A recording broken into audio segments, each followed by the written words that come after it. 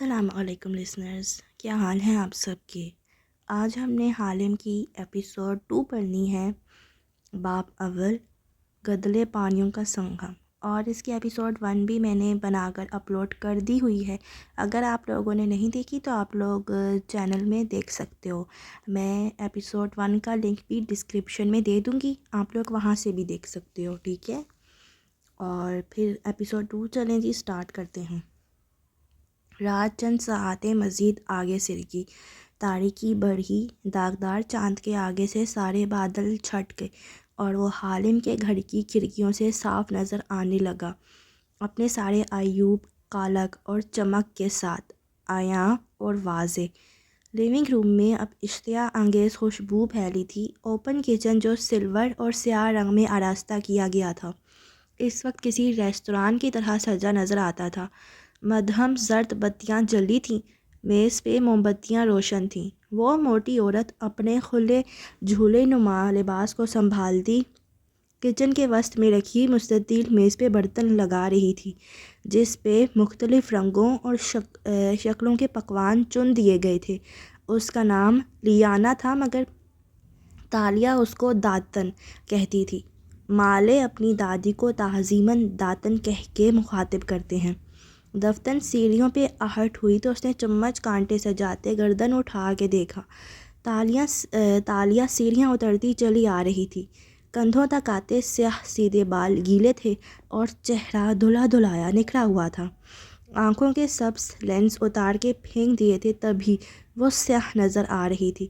وہ شب خوابی کے لباس کے طور پہ پہنے جانے والی رف ٹی شرٹ اور ٹراؤزر میں ملبوس تھی، مگر ریلنگ پہ ہاتھ رکھ کے گردن اٹھائے، کندھے سیدھے رکھے نیچے اترنے کا انداز شاہانہ تھا۔ سیڑھیوں کے اختتام پہ تالیہ مراد رکی، آنکھیں بند کی اور چھوٹی سی ناک سے سانس اندر کھینچی، پھر آنکھیں کھول کے مسکرا دی۔ میرا فیورٹ سی فوڈ اور سوشی ہے نا؟ ہاں، یہ سب میں نے اپنے ہاتھوں سے بنایا ہے، داتن نے کسی شیف کی طرح سینے پہ ہاتھ رکھے گردن جھکا کے کہا۔ تالیہ رکی، آنکھوں میں ستائش ابھری۔ واقعی؟ ظاہر ہے نہیں، تمہارے پسندیدہ ریستوران سے آرڈر کیا ہے، داتن نے بنوئی اچکا کے شانے بے نیازی سے کہا اور کرسی پہ بیٹھ گئی۔ تالیہ ہنس دی۔ تم بھی نا؟ سر جھٹکتے ہوئے اس نے دوسری کرسی کھینچی۔ اب وہ دونوں مدھم روشنیوں میں موم بتیوں سے سجی میز پہ آمنے سامنے بیٹھی تھیں۔ اب تنگو کامل کے اسکیم سے ایگزٹ ہونے کا وقت آ گیا ہے تالیہ، آخری سٹیپ کب کرنا ہے؟ داتن نے کھانا نکالتے ہوئے فکر مندی سے پوچھا۔ ہر اچھے اسکیم کا سب سے اچھا اصول یاد ہے داتن، ہر سٹیپ ایسا ہونا چاہیے کہ وہ سامنے والے کو اپنا آئیڈیا معلوم ہو۔ وہ چاول پلیٹ میں نکالتے ہوئے سمجھداری سے کہہ رہی تھی۔ گیلے بال چہرے کے دونوں اطراف سیدھے گر رہے تھے اور پانی کے چند قطرے گالوں پہ پڑ رہے تھے، نظریں کھانے پہ جھکی تھیں۔ سٹیپ 1، مجھے لیپ ٹاپ کو تلاش کروانے کے بہانے تنگو کامل سے اپنی موجودگی میں لاکر کھلوانا تھا تاکہ میں اس کا کمبینیشن دیکھ سکوں۔ وہ یو ایل کلاس 360 کا سیف ہے اور اس کو کھولنے میں بہت وقت لگنا تھا، لیکن خوش قسمتی سے اس نے میرے سامنے لاکر کھولا اور میں نے اس کا کمبینیشن معلوم کر لیا۔ اس نے تمہیں کوڈ دیکھنے دیا؟ سوال پہ تالیہ نے چمکتی نگاہیں اٹھائیں اور مسکرائی۔ نہیں، میں اس کے سامنے کھڑی تھی، وہاں سے لاکر نہیں نظر آتا تھا، لیکن اس کے پیچھے بک ریک کے گلاس ڈور میں عکس دکھائی دے رہا تھا۔ وہ کہہ کے خود ہی ہنس دی، پھر یاد آیا، مسز کامل کی تمام جیولری کی میں نے تصاویر تمہیں دی تھیں، تم نے ان کی نقل تیار کر لی؟ کیسے نہ کرتی، ایک تصویر 1000 الفاظ پہ بھاری ہوتی ہے، اور وہ زیورات تصاویر میں ہی مجھ سے درخواست کر رہے تھے کہ میں ان کو اپنی ملکیت میں لے لوں۔ داتن چاولوں کا چمچ بھر بھر کے کھاتے ہوئے کہہ رہی تھی۔ اچھا، میں بتانا بھول گئی، اس میں جو تیارہ یعنی تاج تھا نا، اس کو ہم نے نہیں چرانا، وہ مسز کامل کی والدہ کی نشانی ہے اور اس کے کھو جانے پہ ان کا دل دکھے گا۔ مگر تالیہ، وہ اچھا خاصا مہنگا ہوگا یار۔ آنر امنگ تھیوز داتن، اس نے سٹکس کی مدد سے مچھلی کا ٹکڑا اٹھاتے ہوئے یاد دہانی کروائی۔ داتن نے افسوس سے کندھے اچکا دیے۔ اگلا سٹیپ، وہ واپس پلان تک آئی۔ اتوار کی رات تنگو کامل کے گھر کوئی خاص مہمان آ رہے ہیں۔ میں تقریب سے پہلے سیکورٹی کیمراز ڈس ایبل کر دوں گی اور موقع کا فائدہ اٹھا کے تمام نقلی جیولری کو ان کے سیف میں ڈال دوں گی اور اصل نکال لوں گی۔ پھر اس وقت میں کسی مہمان کے ساتھ بدتمیزی کروں گی یا کوئی احمقانہ حرکت جس کے اوپر مجھے نوکری سے جواب دے دیا جائے گا۔ یوں ایسا لگے گا کہ انہوں نے اپنی مرضی سے مجھے نکالا ہے، اور چند ماہ تو لگیں گے ان کو اندازہ کرنے میں کہ جیولری وہ پہن رہی ہیں وہ نقلی ہے۔ تب تک میرا نام و نشان بھی وہ لوگ بھلا چکے ہوں گے۔ میری فارگریز اتنی جلدی نہیں پکڑی جاتی تالیہ۔ یاد ہے وہ انڈونیشین ایکسپورٹر جس کی گھڑی چرائی تھی ہم نے؟ اس نے پورے سال بعد جا کر تھانے میں درخواست کی تھی، وہ بھی سنار کے خلاف، کہ اس نے مجھے گھڑی ہی نقلی بنا کے دی ہے۔ اور وہ دونوں ہنس پڑیں۔ دفتن داتن کی مسکراہٹ مدھم ہوئی اور اس نے محویت سے اسے دیکھا جو ہنستے ہوئے کھانے پہ پھر سے چہرہ جھکا گئی تھی۔ تم خود سے محبت کرتی ہو تالیہ؟ تالیہ نے روشن آنکھیں اٹھائیں اور مسکرا کے داتن کو دیکھا۔ سب سے زیادہ، مگر تم اپنی عزت نہیں کرتی۔ تالیہ کی مسکان مدھم ہوئی، آنکھوں میں سایہ لہرایا۔ میں ایک اسکیم آرٹسٹ ہوں داتن، اسکیم آرٹسٹ۔ یہ ساری دولت میں نے لوگوں کو دھوکہ دے کر، ان کو لوٹ کر کمائی ہے۔ میں اپنے آپ کو جانتی ہوں۔ تم کبھی کسی کو ہرٹ نہیں کرتی، تم لوگوں کا دل نہیں دکھاتی، کسی کو جسمانی اذیت نہیں پہنچاتی۔ ہم صرف میوزیمز اور امیر و کبیر دولت مندوں کو لوٹتے ہیں اور پھر ہم وہ ساری دولت غریبوں کو دے دیتے ہیں۔ ہیں؟ کون سے غریب؟ تالیہ حیران ہوئی۔ لو، ہم دونوں سے زیادہ غریب کون ہوگا سارے شہر میں؟ ہم خود پہ خرچ کریں تو مطلب یہی ہوا نا کہ غریبوں پہ خرچ کی دولت۔ تالیہ زور سے ہنستی۔ تم کبھی نہیں بدلو گی داتن، مگر میں تمہاری طرح اپنے کام کو جسٹیفائی نہیں کرتی، لیکن مجھے یہ کام بہت پسند ہے اور میں اس زندگی سے بہت خوش ہوں۔ کہہ کر اس نے گلاس اٹھایا تو داتن نے مسکرا کے اپنا گلاس اس سے ٹکرایا۔ Good girl. پھر اس کا شفاف چہرہ دیکھتے ہوئے وہ گویا ہوئی۔ 7 سال گزر گئے تالیہ، 7 سال پہلے ہم پہلی دفعہ ملے تھے، یاد ہے؟ اس پہ وہ اداسی سے مسکرائی۔ ہاں، اس سے پہلے میں کتنی مختلف زندگی گزار رہی تھی، لاہور میں اپنے فوسٹر پیرنٹس کے ساتھ۔ وہ موم بتیوں کو دیکھ کے آہستہ سے بولی۔ میز پہ چنے خانوں سے اڑتی بھاپ اور موم بتیوں کے شعلوں میں بہت سی یادیں گڈمڈ ہونے لگی تھیں۔ تمہیں اپنے اصلی ماں باپ یاد نہیں؟ نہیں، میری پہلی میموری 11 سال کی عمر کی ہے، آج سے 17 سال پہلے کی، جب میں 11 سال کی تھی۔ میں کسی راہداری میں چل رہی تھی۔ اس نے آنکھیں بند کی۔ چرچ کے ڈیسک، میں ان کے درمیان میں سے گزر رہی تھی۔ میرا منہ میلا تھا، لباس پھٹا پرانا تھا۔ سینٹ پال چرچ، ملاکا، یہ شہر کوالالمپور سے ذرا فاصلے پہ واقع ہے۔ اس نے آنکھیں کھولیں۔ وہیں پہ میں پہلی دفعہ اسٹیٹ اتھارٹیز کو ملی تھی۔ انہوں نے مجھے یتیم خانے میں ڈال دیا اور وہاں سے ایک کشمیری جوڑا مجھے اڈاپٹ کر کے لے گیا۔ سب کہتے ہیں کہ میرے بارے میں کبھی کچھ پتہ نہیں چل سکا، کون ہوں، کہاں سے آئی ہوں، کوئی ریکارڈ نہیں، کوئی نام نہیں۔ تمہارا نام کس نے رکھا تھا؟ یتیم خانے کی منتظم کہتی ہیں کہ میں نے ان کو اپنا نام تالیہ بتایا تھا، تالیہ بنت مراد۔ میرا لباس دیہاتی تھا اور گندا میلا، بس یہ ایک نشان تھا میری گردن پہ۔ اس نے انگلیوں سے گدی یعنی گردن کے پچھلے حصے سے نیچے چھوا، گول سا نشان جیسے کسی نے آگ سے داغا ہو، جیسے کوئی ٹیٹو ہو، کوئی مہر ہو۔ شاید کوئی حادثہ ہوا تھا میرے ساتھ جو میں ہر شے بھول چکی تھی۔ وہ عام سے انداز میں بتا رہی تھی۔ تمہیں کوئی لینے بھی نہیں آیا؟ اس نے چاول کھاتے ہوئے گردن دائیں بائیں ہلائی۔ اس علاقے میں دور دور تک کسی کا بچہ نہیں کھویا تھا، کسی نے مجھے کلیم ہی نہیں کیا۔ لیکن تمہارے فوسٹر پیرنٹس تو بہت برے نکلے، داتن ناپسندیدگی سے بولی۔ تالیہ کے لبوں پہ اداس مسکراہٹ بکھر گئی۔ ہاں، انہوں نے مجھے اڈاپٹ تو کر لیا، لیکن کیونکہ یہاں جاب تھی ان کی اور ان کو ایک نوکرانی چاہیے تھی، لیکن یہاں پھر بھی وہ بہتر تھے۔ پاکستان جا کر انہوں نے مجھے واقعتاً ملازمہ بنا لیا۔ اگر بچپن سے مجھے پیسوں اور کھانے کے لیے چھوٹی چھوٹی چوریاں اور بڑے بڑے جھوٹ نہ بولنے پڑتے تو شاید میں ایسی کبھی نہ ہوتی۔ چلو، کم از کم یہاں آ کر ان کی نوکری سے تو جان چھوٹی تمہاری، وہ بھی اس لیے کہ میں ان کی بیٹیوں کے رشتے کی راہ میں رکاوٹ بن رہی تھی، اس لیے انہوں نے میرج بیورو سے جو پہلا رشتہ ملا مجھے نپٹا دیا۔ مگر میں خوش تھی داتن، کیونکہ رشتہ ملیشیا کا تھا۔ جان چھوٹ جاتی اس فیملی سے۔ خوش شکل لڑکا تھا، اتنا امیر، اسکائپ پہ نکاح ہوا۔ میں کتنی بیوقوف تھی نا۔ وہ پھر سے ہنسی۔ مجھے لگتا تھا یہاں آ کر میں خوش ہو جاؤں گی، کیونکہ یہ میرا ملک ہے۔ ٹھیک ہے، مجھے اپنا آپ لاہوری لگتا ہے لیکن ہمیشہ، مگر میری اصل قوم تو مالے تھی نا، اور انہی خوابوں کے ساتھ میں یہاں آئی تھی۔ لیکن ایئرپورٹ پہ اس کی آنکھوں میں تکلیف سی لہرائی، کانٹا پلیٹ میں گرا دیا۔ داتن خاموش اور اداسی سے بہت دفعہ کی سنی ہوئی کہانی سننے لگی۔ ایئرپورٹ پہ اترتے ہوئے پہلی دفعہ میں نے پہلا ویژن دیکھا، جاگتی آنکھوں سے پہلا خواب، جیسے ایک دم آنکھوں کے سامنے منظر بدل جائے اور ایک منظر ساتھ چلنے لگے۔ مجھے وہ وقت کبھی نہیں بھولتا۔ میں نے دیکھا کہ میں ایک بھاری تھیلا کندھے پہ اٹھائے کانٹوں پہ چلتی جا رہی ہوں، جس میں سے سونے کی اشرفیاں جھلک رہی ہیں۔ بس لمحے بھر کا منظر تھا اور غائب۔ وہ مجھے ریسیو کرنے آنے والا تھا، میرا کاغذی شوہر، اور میں ایئرپورٹ کے وسط میں ہکا بکا کھڑی تھی۔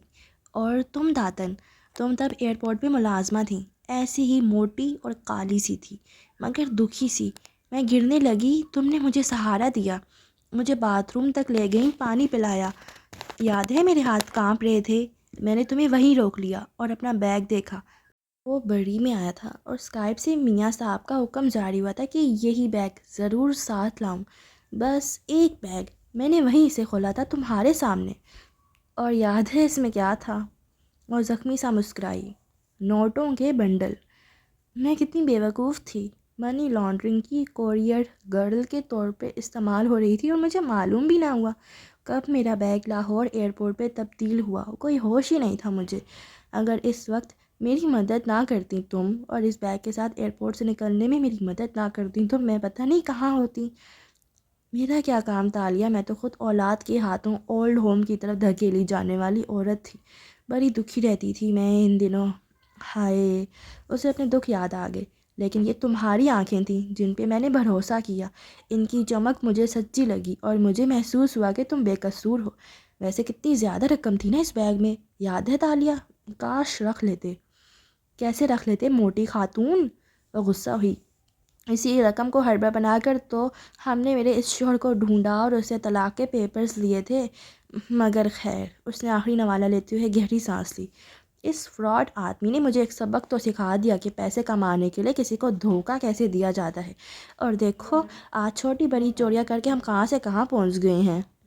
انٹرنیٹ اسکیم سے شروع کیا گیا سفر ہمیں کتنا بڑا اسکیم آرٹسٹ بنا چکا ہے۔ اسکیم آرٹسٹ بنیادی طور پہ وہ لوگ ہوتے ہیں جو لوگوں کے لالچ کو ان کے خلاف استعمال کر کے ان سے مال لوٹ کر فرار ہو جاتے ہیں، اور عموماً ایسے کاموں کے کرنے کا لالچ دیتے ہیں جو قانونی نہیں ہوتے۔ یعنی دھوکہ کھانے کے بعد لوٹا گیا شخص پولیس کے پاس نہیں جا سکتا، جیسے کسی بندے کو قتل کرنے کے لیے پیسے ایڈوانس میں بٹورنا اور پھر غائب ہو جانا۔ تمہیں ملیشیا آنے سے پہلے کبھی اس طرح ویژن یا سچے خواب نظر نہیں آئے تالیہ؟ نہیں، پہلی دفعہ ایئرپورٹ پہ ہی نظر آیا تھا، اور پھر وہ سلسلہ تھما ہی نہیں۔ اگر تمہارے خواب اور ویژن ہمارے ساتھ نہ دیتے تو ہم اتنا کچھ نہیں کما سکتے تھے تالیہ۔ تم ایک کلیئروائنٹ جن کو مستقبل نظر آتا ہے ہو، ایک سیئر۔ تمہیں وقت سے پہلے بارش نظر آ جاتی ہے، کسی کی موت دکھائی دینے لگتی ہے، کوئی حادثہ، کوئی آفت، مگر ان سارے چھوٹے چھوٹے ویژن اور خواب ایک طرف۔ اگر تم ان 7 سالوں میں وہ 10 بڑے خواب نہ دیکھتی تو ہم اتنے امیر نہ ہوتے۔ 11۔ تالیہ نے نیپکن سے ہاتھ صاف کرتے ہوئے تصحیح کی۔ تنگو کامل کو اپنا لیپ ٹاپ اور زیورات لاکر سے نکالتے دیکھا تھا میں نے خواب میں، 3 ماہ پہلے، جس کے بعد ہم نے اس پہ کام کرنا شروع کیا تھا، اور میں نے اس کے گھر ملازمت حاصل کی۔ اس کو ملا کے 11 خواب ہوئے جو میں نے دولت مندوں کی تجوریوں اور میوزیمز کی قیمتی پینٹنگز اور آرٹ ورک کے بارے میں دیکھے تھے۔ جیسے قسمت مجھے خود بتا دیتی ہے کہ تالیہ، فلاں کے لاکر میں یہ سب رکھا ہے، اسے چرا لو، اور 10 دفعہ ان کی مدد سے ہم نے کتنی دولت کمائی۔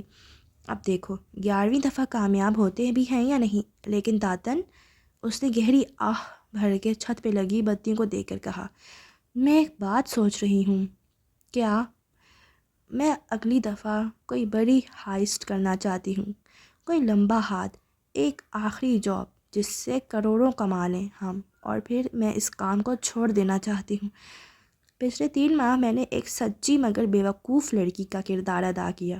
اپنے اصل نام کے ساتھ، مگر ان سب لوگوں سے اتنے اچھے الفاظ سن کر میرا دل چاہنے لگا ہے کہ میں یہ کام چھوڑ دوں۔ ایک آخری فراڈ، ایک آخری چوری کے بعد وہ چھت پہ لٹکتے لیمپ کو دیکھتے ہوئے مسکرا کے بولی۔ اس کی چمکتی آنکھوں میں امید تھی، خوشی تھی، سادگی تھی۔ تالیہ داتن سنجیدگی سے آگے کو جھکی۔ پلان کیا گیا گناہ کبھی آخری گناہ نہیں بن سکتا۔ جس جرم سے پہلے تم سوچ لو کہ اسے آخری دفعہ کرنے جا رہی ہو، وہ جرائم کی زنجیر کی محض اگلی کڑی ہوتی ہے، اگلی چوری، اگلا گناہ۔ اس کے بعد مزید ایک اور ہوگا، پھر مزید ایک اور۔ جو لوگ چھوڑتے ہیں نا گناہ، وہ پچھلے گناہ کو آخری گردان کے چھوڑتے ہیں، لیکن میرے اور تمہارے جیسے لوگ، تالیہ، ہم چور ہیں اور ساری عمر یہی رہیں گے۔ ہم نہیں بدل سکتے، انسان نہیں بدلا کرتے۔ تالیہ نے نگاہیں داتن کی طرف موڑی تو ان کی جوت بجھ گئی تھی۔ ہم جب چاہیں یہ کام چھوڑ سکتے ہیں، ہم اچھے ہو سکتے ہیں۔ ہم پہلے ہی بہت اچھے ہیں تالیہ، مگر ہم اس کام کو کبھی نہیں چھوڑ سکتے۔ ہماری زندگیوں میں جھوٹ اور دھوکے بازی اس طرح رچ بس گئی ہے کہ ہم چاہیں بھی تو نہیں بدل سکتے۔ ہم نے ہمیشہ اسی طرح رہنا ہے۔ اوکے، پھر میں اسی طرح خوش ہوں۔ اس نے گہری سانس لے کر شانیش اچکائے، پھر نیپکن سے ہونٹ تھپتھپائے۔ اب میں سونے جا رہی ہوں، صبح کام پہ بھی جانا ہے۔ ویسے نوکرانی بننا بہت ہی روکھا پھیکا کام ہے۔ وہ قدرے نروٹھے پن سے کہتی اٹھ کھڑی ہوئی۔ داتن نے مسکرا کے اسے شب بخیر کہا۔ تالیہ جانے ہی لگی تھی کہ ٹھہری، آنکھوں میں شرارت سی چمکی، لبوں کو مسکراہٹ چھوا۔ میں نے کل رات ایک خواب دیکھا۔ داتن نے اطمینان سے اسے دیکھا۔ کالونی میں کون مرنے والا ہے؟ کس کا کتا بھاگنے والا ہے؟ کون اپنی بیوی کو دھوکہ دینے والا ہے؟ نہیں، وہ نچلا لب دبا کے ذرا سا ہنسی۔ میں نے خود کو دیکھا، میں دو دریاؤں کے درمیان کیچڑ میں کھڑی ہوں اور میرے سامنے ایک آدمی ہے۔ وہ کہہ رہا ہے کہ اسے میری ضرورت ہے اور مجھے اس کی، اور یہ کہ میں اس کے ساتھ رہوں۔ داتن جو دلچسپی سے اسے دیکھ رہی تھی، آخر میں مایوس سی نظر آئی۔ اس میں اتنا خاص تو کچھ نہیں تھا، کیونکہ میں نے تمہیں یہ نہیں بتایا کہ وہ آدمی کون تھا۔ کون تھا؟ وہ چونکی۔ تالیہ نے اب انگلی دانتوں میں دبا لی تھی اور کچھ یاد کر کے وہ پھر سے ہنسی۔ وہ مجھے کہہ رہا تھا کہ میں اس کے ساتھ رہوں۔ اف اف، اس کے چہرے پہ رنگ آ کے بکھرے تھے۔ داتن نے اچنبھے سے بھنوئیں بھینچی۔ مگر وہ تھا کون؟ اگر میں نے تمہیں بتا دیا تو تم مجھ پہ ہنسو گی۔ ایسا آدمی میرے خواب میں؟ اف، اوہو، کچھ تو بتاؤ، تم جانتی ہو اسے؟ پھر وہ چونکی۔ شاید تم اسے پسند بھی کرتی ہو۔ جانتی ہوں، پسند کرتی ہوں، وہ جیسے محظوظ ہوئی۔ پیاری داتن، اس کو سارا ملیشیا جانتا ہے، اور پسند، اس سے سارا ملیشیا عشق کرتا ہے، عشق۔ Good night. اور وہ سیڑھیوں کی طرف بڑھ گئی۔ داتن اسے پکارتی رہے گی، مگر اب وہ ہاتھ ہلاتی، سر نفی میں ہلاتی، زینے چڑھتی جا رہی تھی۔ کون ہو سکتا ہے؟ وہ اپنے موٹے موٹے ہاتھوں پہ چہرہ گرائے مشکوک نظروں سے اسے جاتے دیکھے گئی۔ وہ دریاؤں کے سنگم پہ دونوں اسی طرح کھڑے تھے۔ بارش تر تر برس رہی تھی۔ وہ دونوں بھیگے ہوئے تھے، پاؤں کیچڑ میں پھنسے ہوئے تھے۔ وہ اوپر دیکھ رہی تھی، جہاں سرخ پروں اور سنہری ٹانگوں والا پرندہ اس آدمی کے سر کے عین اوپر فضا میں چکر کاٹ رہا تھا۔ اس کی آنکھیں نیلے ہیروں کی طرح چمک رہی تھی۔ میرے ساتھ رہو، آواز پہ تالیہ نے نظریں پھیریں۔ وہ بھیگی کھڑی تھی، سنہری بال موٹی گیلی لٹوں کی صورت چہرے کے اطراف میں گر رہے تھے۔ میرے ساتھ رہو، وہ اب ٹائی نوچ کے اتار رہا تھا۔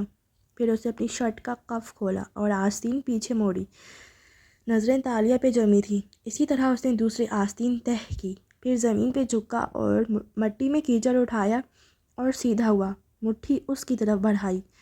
تالیہ نے دیکھا، اس کی ہتھیلی میں کیچڑ کے اوپر ایک سنہری چابی دمک رہی تھی۔ میرے ساتھ رہو، وہ اس سے کہہ رہا تھا۔ ایک جھٹکے سے اس کی آنکھ کھلی۔ روم میں اندھیرا تھا۔ تالیہ نے چند لمحے پلکیں جھپکا کے ادھر ادھر دیکھا، پھر اسی طرح لیٹے لیٹے آنکھیں بند کر دیں اور دوبارہ سے سو گئی۔ چند گھنٹے بیتے اور صبح پوری طرح پھیل گئی۔ لاؤنج خاموش پڑا تھا۔ اوپن کچن کی میز پہ ناشتہ شیشے کے برتنوں میں ڈھکا لگا پڑا تھا۔ وہ زینے اترتی نیچے آئی تو ملازمہ کے یونیفارم میں ملبوس تھیں، آنکھیں سبز تھیں اور چہرے پہ بلا کی مسکینیت طاری تھی۔ لاؤنج میں رک کے اس نے ادھر ادھر گردن گھمائی۔ داتن، نیچے ہوں۔ آواز پہ وہ گہری سانس لیتی ایک دروازے کی طرف آئی۔ دیوار میں نصب چوکھٹے پہ اپنا انگوٹھا رکھا، خود کار آلے نے اس کی تشخیص کی اور دروازہ کھل گیا۔ آگے سیڑھیاں تھیں جو مزید نیچے جاتی تھیں۔ وہ زینے اترنے لگی۔ نیچے کھلا سا کمرہ تھا، دیواروں پہ مختلف پینٹنگز اور آرٹ ورک سجایا گیا تھا۔ چند ڈبے بند رکھے تھے۔ وسط میں بڑی میز تھی جس پہ چند مشینیں پڑی تھیں اور داتن حفاظتی گلاسز لگائے گلوز پہنے ایک گن نما آلے سے ایک نیکلس پہ کام کر رہی تھی۔ تالیہ اس کے قریب آ رکی اور تنقیدی نظروں سے سارے زیورات کو دیکھا، پھر ایک انگوٹھی کو اٹھا کے اوپر روشنی میں کر کے دیکھنے لگی۔ پرفیکٹ۔ اس نے انگوٹھی واپس ڈال دی۔ بس یہی زیورات ہیں مسز کامل کے پاس؟ داتن نے ایک نظر ان تھوڑے سے زیورات کو دیکھ کے کہا۔ ہاں، لاکر میں کل 14 پیسز ہیں۔ تاج کی نقل نہیں تیار کرنی، میں باقی 13 پیسز اٹھاؤں گی، وہ کہہ کے جانے لگی۔ داتن جو زیور پہ جھکی تھی چونک کے اس کی طرف متوجہ ہوئی۔ 14 کیسے؟ تم نے صرف 13 کی تصویر بھیجی تھی۔ تاج نکال دو تو پیچھے 12 بج گئے۔ تالیہ ٹھہری، واپس گھومی۔ زیورات سامنے پڑے جگمگا رہے تھے۔ پھر سے ان کو گنا، ذرا سی الجھی۔ نیکلیس، کڑھے، بندے، انگوٹھیاں، یہ ہوئے 12 پیس۔ مگر مسز کامل کے تمام زیورات جو لاکر میں تھے، میں نے ان کی گنتی کی تھی تو وہ 14 پیس تھے۔ تم نے پہلی دفعہ لاکر اندر سے کب دیکھا تھا؟ 1 ماہ پہلے، جب میں نے مسز کامل کی انگوٹھی چھپا دی تھی اور ان کو میرے سامنے لاکر کھولنا پڑا تھا، تب میں نے سارا لاکر دیکھا تھا۔ کوٹ اس لیے نہیں دیکھ سکی تھی کہ مجھے انہوں نے لاکر کھولنے کے بعد بلایا تھا۔ وہ الجھ کے انگلیوں پہ گننے لگی۔ کل بھی جب میں تنگو کامل نے میز پہ زیورات کے ڈبے رکھے تو میں نے گنے تھے، وہ 2، 5، 13۔ وہ بڑبڑاتے ہوئے گننے لگی، مگر گنتی پوری نہیں پڑ رہی تھی۔ ہو سکتا ہے تم بھول رہی ہو، ٹوٹل 13 ہی ہوں۔ تالیہ کچھ نہیں بھولتی۔ وہ تیزی سے آگے بڑھی اور ایک دراز کھولا، چند کاغذ الٹائے پلٹائے ایک فولڈر نکالا۔ جب مسز کامل نے میرے سامنے لاکر سے زیور نکالا تھا تو میں نے اپنے بلاؤز بٹن کے کیمرے سے اس کی ہائی کوالٹی تصویر لی تھی۔ وہ فولڈر کھولتے ہوئے صفحے تیز تیز پلٹا رہی تھی۔ اور تم نے مجھے 13 تصاویر دی تھیں تالیہ، وہ میرے گھر پڑی ہیں، میرے پاس اوریجنل ہوں گی۔ 1 منٹ۔ اس نے وہ فولڈر رکھا اور ایک دوسرا نکالا۔ پہلا صفحہ کھولا تو لبوں سے گہری سانس خارج کی۔ یہ لو، یہ رہی تمام تصویر، ان کو ٹیلی کرو، ہم نے کون سا زیور مس کر دیا ہے؟ داتن گھوم کے اس کے ساتھ آ کھڑی ہوئی، اینک اتار دی اور اب وہ دونوں باری باری تمام پرنٹ آؤٹس متعلقہ زیور کے ساتھ رکھ رہی تھیں۔ 5، 8، 12، 13۔ اوہ، آخری پرنٹ آؤٹ سے متعلق کوئی زیور انہوں نے نہیں بنایا تھا۔ اسے دیکھتے ہی تالیہ کا جوش ٹھنڈا پڑ گیا۔ وہ گھڑی کے باکس کے جیسے شیشہ کے ڈبے میں رکھا ایک سنہری سکہ تھا۔ پرنٹ آؤٹ پہ اس باکس کے آگے پیچھے سے 4 تصاویر لی گئی تھیں۔ یہ تو کوئی اینٹیک ہے۔ داتن قدرے جوش سے جھکی، مگر تالیہ نے بے دلی سے کاغذ پرے کر دیا۔ اوپر دیکھو کیا لکھا ہے، مظفر شاہ۔ یہ ملاکے سلطنت کے سلطان مظفر شاہ کے زمانے کا سکہ ہے۔ تنگو کامل کو آرٹ اور ہسٹری میں خاصی دلچسپی ہے، اس لیے انہوں نے اس کو سنبھال رکھا ہے۔ مگر ہم اسے کیوں نہیں چرا رہے؟ کیونکہ مظفر شاہ کے سکے آج کل کوالالمپور کے ہر مان سے ملتے ہیں اور سارے نقلی ہوتے ہیں۔ ابھی ان کے کونے کھرچو تو سفید رنگ نکلنے لگے گا اور یہ بھاری ہوتے ہیں، جبکہ اصلی سکے اتنی ایجنگ اور آکسیڈیشن کے باعث ہلکے ہونے چاہیے۔ بالفرض یہ اصلی بھی ہو تو اتنی ویلیو نہیں ہے ان کی، رہنے دو بیچاروں کے پاس ان کا سکہ۔ داتن نے ایک دوسری اینک اٹھائی اور اسے ناک پہ جما کے غور سے کاغذ پہ چھپی تصویر کو دیکھنے لگی۔ یہ واقعی اصلی سکہ نہیں ہے، وہ ناپسندیدگی سے بولی تھی۔ آج کل کے فارجرز کو خدا کا کوئی خوف نہیں۔ ٹھیک ہے، میرے جیسے اعلیٰ درجے کے نکالے نہیں تراش سکتے وہ، میں جانتی ہوں، لیکن نقلی سکہ تیار کرتے وقت انسان کو چاہیے کہ ایک دفعہ اصلی سکہ بھی دیکھ لے، کیونکہ مظفر شاہ کے اصل سکوں پہ ایک طرف مظفر شاہ السلطان اور دوسری طرف نصیر من الدنیا والدین، یعنی دنیا اور دین میں مددگار لکھا ہوتا ہے۔ اس پہ تو دونوں طرف مظفر شاہ السلطان لکھا ہے۔ داتن کے آخری فقرے پہ وہ منجمد ہو گئی، پھر اتنی تیزی سے گردن موڑی گویا برف چٹکی ہو۔ دونوں طرف مظفر شاہ لکھا ہے۔ اس نے کاغذ داتن کے ہاتھ سے جھپٹا اور اس پہ بے قرار نگاہیں دورائیں۔ میں نے ایسا سکہ پہلے بھی دیکھا ہے، ہماری ایک واردات والی جگہ پہ یہ تھا، مگر میں نے اسے تب بھی چھوڑ دیا تھا۔ ہاں مجھے یاد ہے، نیشنل ہسٹری میوزیم میں ہے نا، میں نے بھی دیکھا تھا۔ تالیہ نے چونک کے اسے دیکھا۔ نہیں، میں نجیب بن سلامت کی بات کر رہی ہوں۔ پچھلے سال جب میں نے اس کی پرائیویٹ آرٹ کلیکشن کے بارے میں ویژن دیکھا تھا اور ہم نے اس کے ذاتی سیف میں نایاب اینٹیک برتن چرائے تھے، تب ایسا سکہ وہاں بھی تھا۔ یقیناً ہوگا، مگر 3 سال پہلے جب تمہارے ایک ہی خواب پہ ہم نے نیشنل ہسٹری میوزیم والی واردات کی تھی، تب یہ وہاں ڈسپلے تھا، مگر میں نے اسے نظر انداز کر دیا تھا۔ تالیہ نے کرسی کھینچی اور وہیں بیٹھ گئی۔ اس کی آنکھوں میں شدید الجھن تھی۔ کیا سوچ رہی ہو؟ ایک جیسے بہت سے سکے مارکیٹ میں ہوتے ہیں۔ نہیں، کچھ غلط ہے اس سب میں۔ اسے نفی میں سر ہلایا۔ ہمارے سامنے یہ سکہ تیسری دفعہ آ رہا ہے، مگر ہم نے اسے نہیں چرایا۔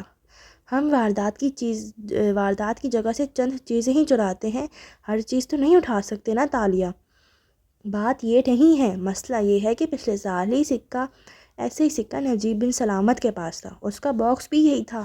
داتن نجیب بن سلامت ہماری وجہ سے دیوالیہ ہو گیا تھا اور اس نے بہت سی آرٹ کلیکشن کو آکشن پہ ڈال دیا تھا۔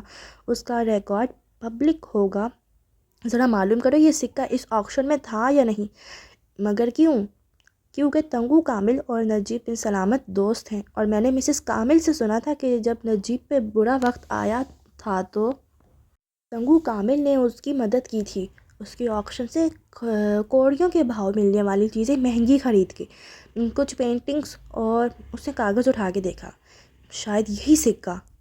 تمہارا مطلب ہے کہ یہ ایک جیسے بہت سے سکے نہیں ہیں، بلکہ یہ ایک ہی سکہ ہے جو بار بار تمہارے خواب میں آتا ہے؟ ہاں، میرے 11 خواب، بلکہ 12۔ ان میں سے 3 میں یہ سکہ تھا، شاید مزید میں بھی ہو، مگر اس کے ساتھ رکھے جواہرات، زیورات، پینٹنگز اور نادر اشیاء نے میری آنکھوں کو ہمیشہ اتنا خیرہ کر دیا کہ میں نے اس کی طرف توجہ نہیں کی۔ وہ حیران پریشان نظر آ رہی تھی۔ میں اس سکے کا ریکارڈ ٹریس کرنے کی کوشش کرتی ہوں، لیکن اگر تم یہ کہہ رہی ہو کہ یہ سکہ پچھلے کئی سال سے ایک شخص سے دوسرے کی تحویل میں جا رہا ہے اور قسمت تمہیں بار بار خواب میں اشارہ دے رہی ہے کہ اسے حاصل کرو، تو یہ بہت عجیب بات ہے۔ مگر وہ سن سی خلا میں دیکھ رہی تھی۔ میں ہمیشہ اپنے خوابوں کی تعبیر غلط کرتی ہوں۔ کسی کو پانی میں ڈوبتے دیکھوں تو سمجھتی ہوں وہ مرنے والا ہے، مگر چند دن بعد معلوم ہوتا ہے کہ اس کو کوئی اعلیٰ تعلیمی کامیابی ملی ہے، کیونکہ پانی علم کا سمبل ہے۔ کسی کا زیور چوری ہوتے دیکھوں تو سمجھتی ہوں کہ اس کے ہاں ڈاکہ پڑنے والا ہے، مگر اس کو طلاق ہو جاتی ہے۔ اور گروسری سٹور والی روز میری نے دیکھا، اس کے بازو میں سونے کا نیا کڑا ہے، تو میں نے تمہیں کہا تھا کہ وہ امیر ہونے والی ہے، مگر اس کے ہاں بیٹا پیدا ہوا، غریب۔ وہ ابھی بھی ویسی ہے۔ میں ہمیشہ اپنے ویژن یا خواب میں غلط تعبیر کرتی ہوں، مگر ان 12 خوابوں کے بارے میں مجھے یقین تھا کہ وہ میں نے درست سمجھے ہیں، کیونکہ انہی کی وجہ سے ہم امیر ہوئے، لیکن شاید وہ بھی میں نے غلط سمجھے تھے۔ اس کی رنگت تاریک پڑ رہی تھی۔ داتن کو افسوس ہوا۔ تم کام پہ جاؤ، میں اس سکے کو ٹریس کرتی ہوں۔ اس نے اس کا سر تھپا کے تسلی دی تو وہ بے دلی سے اٹھی اور سر ہلا دیا، پھر ٹھہری۔ میں اتنے سال سمجھتی رہی کہ تقدیر مجھ سے یہی سب کچھ چاہتی ہے کہ میں چوری کروں۔ یہ اندیکھے کو دیکھنے کا تحفہ مجھے اسی لیے ملا ہے، لیکن شاید ایسا نہیں تھا۔ شاید میں نے اس تحفے کو غلط استعمال کیا۔ اس کی آنکھ کا کنارہ بھیگ گیا۔ تالیہ، داتن نے آگے بڑھ کے اسے شانوں سے تھاما۔ ہم اس سکے کو ڈھونڈ لیں گے اور اس کو حاصل بھی کر لیں گے، تم فکر نہ کرو۔ اب کام پہ جاؤ اور مجھے میرا کام کرنے دو۔ تالیہ نے اس بات میں سر ہلا دیا اور ہتھیلی کی پشت سے آنکھیں رگڑ لیں۔ اسے کام سے دیر ہو رہی تھی۔ تنگو کامل کی رہائش گاہ پہ صبح صبح سے روزمرہ کے کام شروع ہو چکے تھے۔ کچن میں تالیہ اور ایک دوسری ملازمہ کھڑی کام میں مصروف تھیں۔ بٹلر ٹرالی کو اپنی نگرانی میں سیٹ کروا رہا تھا اور ساتھ میں فون پہ بھی بات کر رہا تھا۔ ایسے میں تالیہ بے دھیانی سے جگ میں جوس انڈیل رہی تھی۔ چہرے پہ ابھی تک وہی الجھن چھائی تھی اور ہاتھ سست پڑ رہے تھے۔ مارے باندھے اس نے جگ کو ٹرے میں رکھا اور آگے بڑھ گئی۔ ڈائننگ ٹیبل پہ تنگو کامل سربراہی کرسی پہ بیٹھے خوش مزاجی سے دائیں ہاتھ جلوہ گر اپنی بیوی سے محو گفتگو تھے۔ بچے بھی ناشتہ کر رہے تھے۔ ایسے میں وہ جوس لے کر آئی تو دونوں میاں بیوی نے خوشگوار مسکراہٹ سے اسے دیکھا۔ کیسی ہو تالیہ؟ اور تمہارے گھر والے کیسے ہیں؟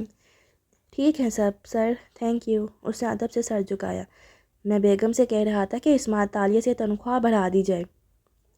شکریہ سر، وہ مصنوعی مسکراہٹ اور تشکر کے ساتھ بولی اور ان کے گلاس میں جوس ڈالنے لگی۔ تالیہ، مجھے مارکیٹ جانا ہے تو میرے ساتھ آؤ گی؟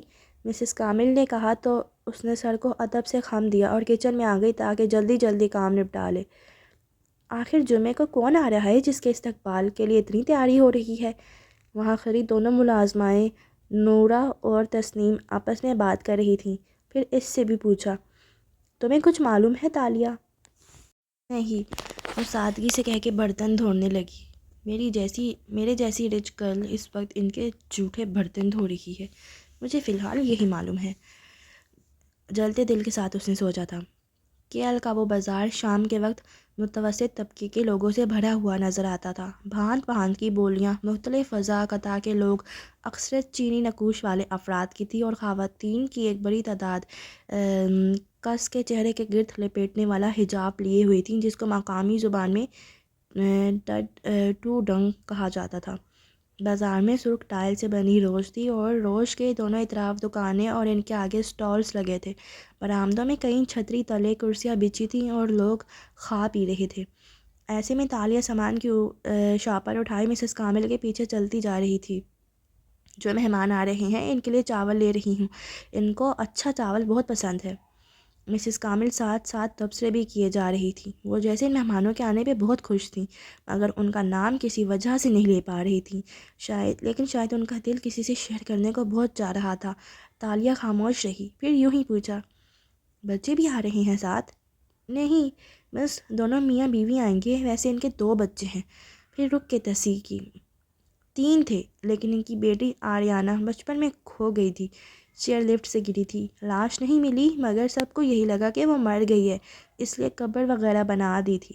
پھر وہ چپ ہو گئیں، جیسے بہت زیادہ بول گئی ہوں، اور ایک دکان کی طرف چلی گئیں۔ وہ گہری سانس لے کر پیچھے آئی۔ مسز کامل نے اعلیٰ درجے کے چاول نکلوائے اور ان کو ہاتھ میں لے کر دیکھنے لگیں۔ تالیہ یوں ہی ان کے ہاتھوں کو دیکھے گئی۔ ایک دم جیسے ساری آوازیں آنا بند ہو گئیں۔ مسز کامل کے ہاتھوں میں بھرے چاول دیکھتے ہی دیکھتے جلنے لگے۔ بس لمحے بھر میں وہ سب راکھ ہو گئے اور ان کے دونوں ہاتھ قالق سے رنگے خالی رہ گئے۔ وہ چونکی، سماعت کھل گئی، آوازیں آنے لگیں۔ اس نے مسز کامل کے ہاتھوں کو دیکھا، وہاں کوئی راکھ نہیں تھی۔ وہ چاول اٹھا کے چیک کر رہی تھی۔ تالیہ نے ایک گہری سانس بھری۔ میم، اس نے ہولے سے ان کو پکارا، کل آپ کی کسی دوست کا فون آیا تھا، میں بتانا بھول گئی۔ کس کا؟ کیا کہہ رہی تھی؟ وہ چونکہ اس طرف متوجہ ہوئیں۔ نام نہیں بتایا، مگر یہ کہا تھا کہ وہ ذرا مصروف ہیں، مگر میں آپ کو بتا دوں کہ آپ صدقہ دے دیں اور آگ وغیرہ سے احتیاط کریں، کیونکہ انہوں نے آپ کے بارے میں برا خواب دیکھا ہے۔ کیا دیکھا اس نے؟ وہ بے چین سی ہو کے پوری اس کی طرف گھوم گئیں۔ دونوں اب کاؤنٹر سے ہٹ کے کھڑی تھیں اور سرگوشوں میں بات کر رہی تھیں۔ یہ کہ آپ نے ہاتھوں میں چاول اٹھا رکھے ہیں اور وہ راکھ میں بدل جاتے ہیں، شاید آپ کو چولہے اور ہیٹر وغیرہ سے احتیاط کرنی چاہیے۔ اوہ، تم نے اچھا کیا مجھے بتا دیا، لیکن کون سی دوست تھی میری؟ نام نہیں بتایا، لیکن کہتے ہیں برے خواب کا ذکر بار بار نہیں کرنا چاہیے، اس لیے بہتر ہے کہ آپ بس صدقہ اور دعا وغیرہ کر دیں۔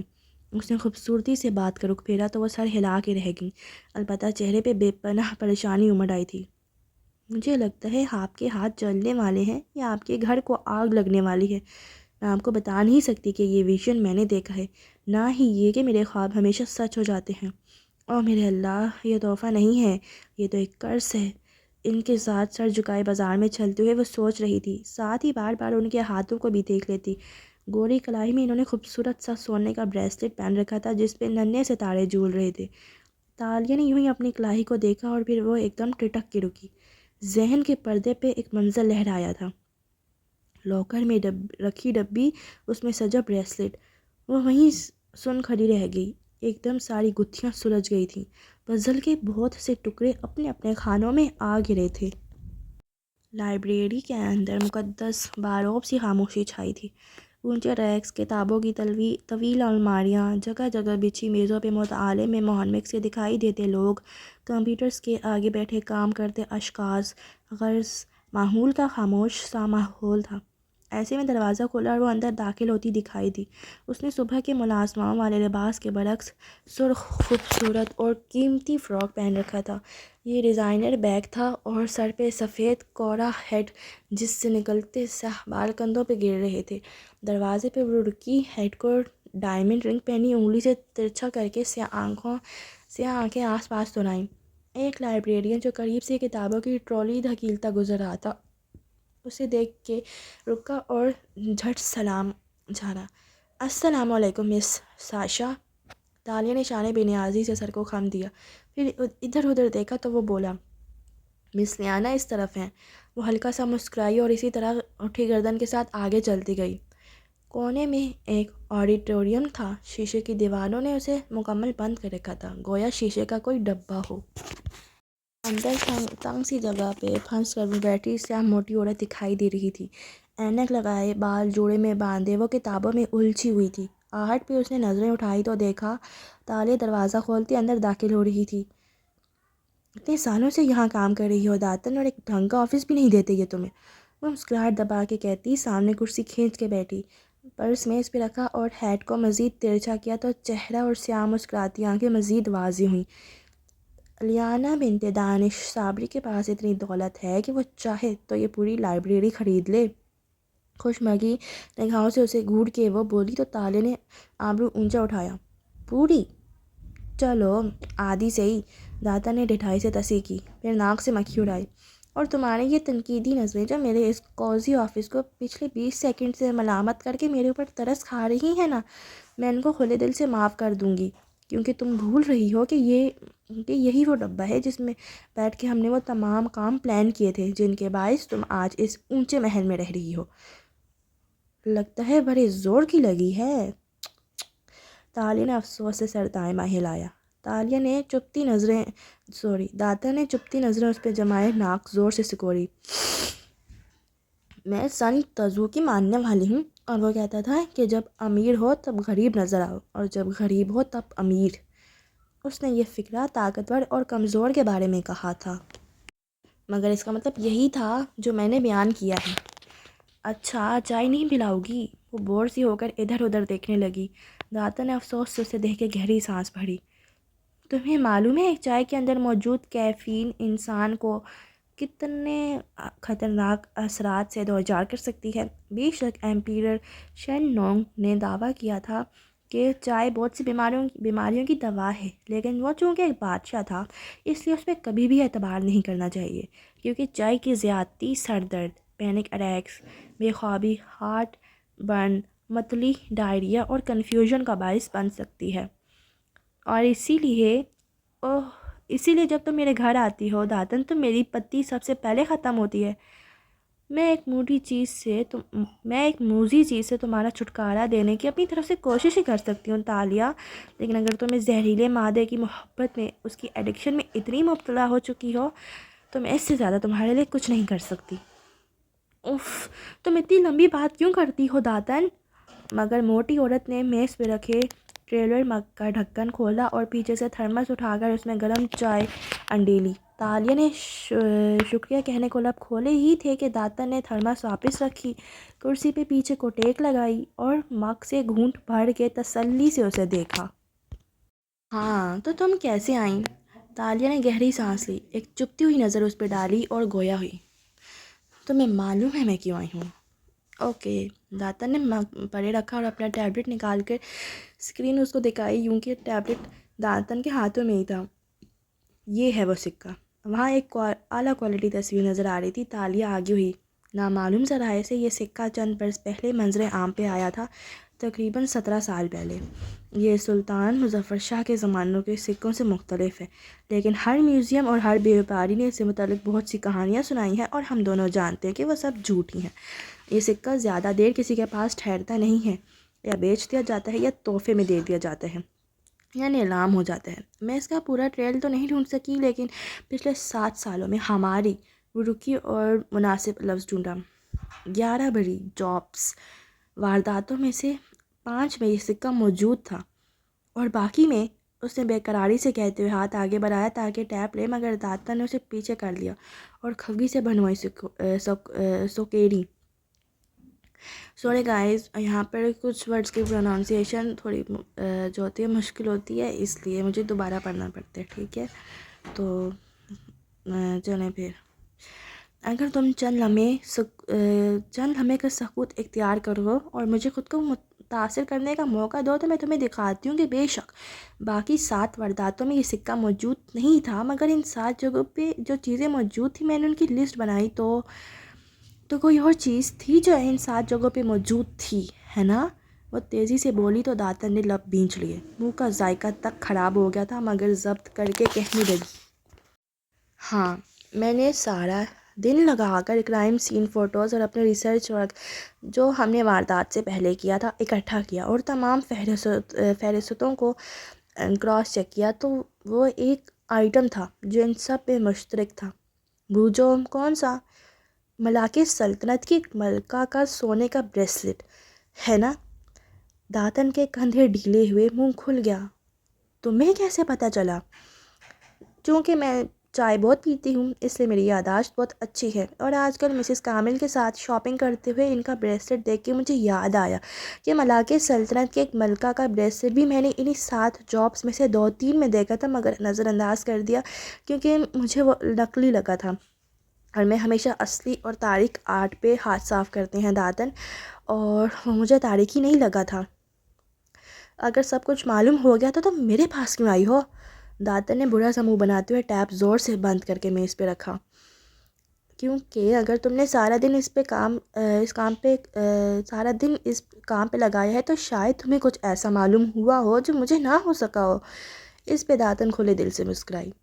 ویسے میں غرور نہیں کرنا چاہتی، لیکن تم متاثر ہونے کے لیے تیار ہو جاؤ تالیہ بی بی، کیونکہ نہ وہ کوئی سکہ ہے نہ وہ کوئی بریسلٹ ہے۔ دیکھو، داتن نے ٹیپ اسکرین اس کے سامنے کی تو وہ چونک کے آگے کو ہو کے دیکھنے لگی۔ وہاں ایک طرف سکے کی تصویر بنی تھی اور دوسری طرف ایک زنجیر والا بریسلٹ بنا تھا جس کے اوپر سونے کی مستطیل ڈلی سی تھی جس کے آخر میں 3 دانت بنے تھے۔ بظاہر یہ ایک سکہ ہے اور وہ ایک بریسلٹ، لیکن اگر ان تینوں کو جوڑ دو تو… داتن نے مسکراتے ہوئے بٹن دبایا تو ایک اور امیج جنریٹ ہوا جس میں ان دونوں اشیاء کے کنارے ملے ہوئے نظر آ رہے تھے۔ یہ دیکھو کیا بنتا ہے۔ چابی، وہ محصور سی بولی۔ یہ ایک چابی کی 2 ٹکڑے ہیں جس کے ساتھ زنجیر لگی ہے۔ ہاں، یہ ایک ٹوٹی ہوئی چابی ہے جس کو ہمیں ڈھونڈنا ہے، اور تمہاری تقدیر بار بار تمہیں اس کی طرف لے جاتی تھی لیکن تم کبھی سمجھ ہی نہ سکی۔ تالیہ کی آنکھوں میں چمک سی در آئی۔ سکہ نکالنا تو کوئی مسئلہ نہیں، تنگو کامل کے گھر کل کچھ خاص مہمان آ رہے ہیں، ڈنر کی افراتفری میں زیورات عدل بدل کر کے سکہ نکال لوں گی۔ سکے کی کاپی ہم اس لیے تیار نہیں کریں گے کیونکہ بعد میں اگر ہمیں اس کو فینس کرنا پڑے تو تنگو کامل یہ دعویٰ نہ کر سکے کہ اس کے پاس بھی ویسا ہی ہے، ورنہ ہمیں اس کی اچھی قیمت نہیں ملے گی۔ تم بریسلٹ کو ڈھونڈو کہ یہ کس کے پاس ہے، وہ دبے دبے جوش سے بولی تو داتن نے ٹیک لگائے پرسوج ہنکار ابھرا۔ پھر مگ کا ڈھکن ہٹایا تو چائے کی خوشبو بھاپ کے ساتھ اوپر اٹھنے لگی۔ اس نے مگ لبوں سے لگایا، گھونٹ بھرا، مگ نیچے کیا، اس دوران جیسے الفاظ جوڑے، جتنا ان 2 چیزوں کی ملکیت کی چین کو میں نے دیکھا ہے تالیہ، ان دونوں کو کبھی کسی نے نہیں چرایا۔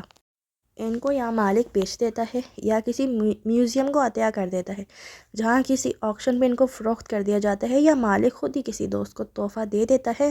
مگر…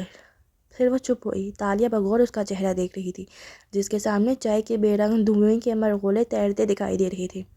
مگر ایک عجیب بات مجھے محسوس ہوئی ہے، داتن نے کہنا شروع کیا۔ میرا خیال تھا میرے ساتھ رہ کر تم نے عجائبات پہ حیران ہونا چھوڑ دیا ہے۔ ہاں، میرا ذہن ہر اس چیز کو مان سکتا ہے جس کو لوگ جھوٹ قرار دے دیتے ہیں، کیونکہ ہماری حکومتیں اور ہمارے دانشور ہمیں ادنا سمجھ کر ہم سے حقائق چھپاتے ہیں۔ لیکن یہ بات پھر بھی عجیب تھی کیونکہ میں نے نوٹس کیا تھا کہ ہر وہ پرائیویٹ اونر جس کے پاس یہ سکہ یا یہ بریسلٹ رہا ہے، اس کو کوئی بیماری لاحق ہو جاتی ہے، کوئی بڑی موذی بیماری۔ ہو سکتا ہے یہ تمہارا وہم ہو داتن، چھوڑو ان باتوں کو، بس ایک بریسلٹ کو ڈھونڈو تاکہ ہم جلد از جلد اسے حاصل کر سکیں۔ میرے خلا میں دیکھتے ہوئے وہ گہری سانس بھر کے بولی، مجھے ایسا لگنے لگا ہے جیسے میں نے اتنے سال ضائع کر دیے۔ میں کل سے یہی سوچ رہی ہوں، میری قسمت مجھے اس چابی تک لے جانا چاہتی تھی اور میں دوسری چیزوں میں پڑی رہی۔ اس چابی کی قیمت ان سب سے زیادہ ہوگی یقیناً۔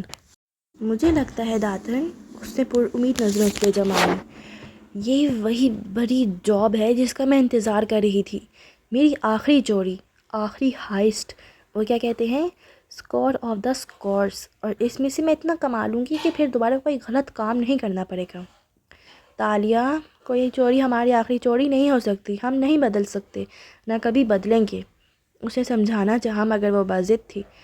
مجھے لگتا ہے میں بدل جاؤں گی، اس لیے اس چابی کو ڈھونڈو داتن، ایک آخری اونچا ہاتھ مار کے ہم کسی دوسرے ملک چلے جائیں گے، میں فیصلہ کر چکی ہوں۔ پتہ نہیں کیوں میرا دل کہتا ہے کہ ہم اس کی کھوج نہ لگائیں، مجھے ڈر ہے کہ کوئی بری بلا ہمارا گھات لگائے بیٹھی ہے۔ وہ غیر آرام دہ نظر آ رہی تھی۔ تم وہم کر رہی ہو یار، حوصلہ رکھو۔ وہ ناک سے مکھی اڑاتی اٹھ کھڑی ہوئی، بیگ بھی اٹھا لیا۔ داتن نے سمجھ کے سر ہلا دیا۔ اوکے، میں اسے ڈھونڈوں گی، مگر جو اس روز تم نے خواب دیکھا تھا، تم نے بتایا تھا کہ اس میں بھی تم نے ایک آدمی کو کیچڑ میں لتھڑی چابی تمہاری طرف بڑھاتے دیکھا تھا۔ یاد کرتے ہوئے وہ چونکی، کیا وہ یہی چابی تھی؟ چائے کے مگ کا ڈھکن ہٹا تھا اور اسے بھاپ ہنوز اڑ رہی تھی۔ تالیہ ٹھہر گئی، خود بھی جیسے وہ چونکی تھی۔ ہاں وہ یہی تھی۔ اس نے ٹیبلٹ اٹھا کے پھر سے چابی کو غور سے دیکھا۔ اسے کچھ یاد آیا تھا، ایک ننھی کلائی پہ بندھا بریسلٹ۔ پزل کا ایک اور ٹکڑا اینگ اپنی جگہ پہ آ گرا تھا۔ ویسے وہ کون آدمی تھا تالیہ؟ داتن نے تجسس سے پوچھا مگر وہ نہیں سن رہی تھی، وہ کہیں اور گم تھی۔ میں نے یہ بریسلٹ پہلے دیکھ رکھا ہے، مجھے پتہ ہے یہ کس کا ہے۔ پھر اس کے چہرے پہ سختی آ گئی، جیسے بے چینی اور دکھ کی ملی جلی کیفیت ہو۔ مسز ماریہ، آپ نے اچھا نہیں کیا۔ اس نے ٹیبلٹ پٹکا اور تن فن کرتی باہر نکل گئی۔ داتن حیرت سے اسے جاتے دیکھتی رہی۔ اسے کیا ہوا؟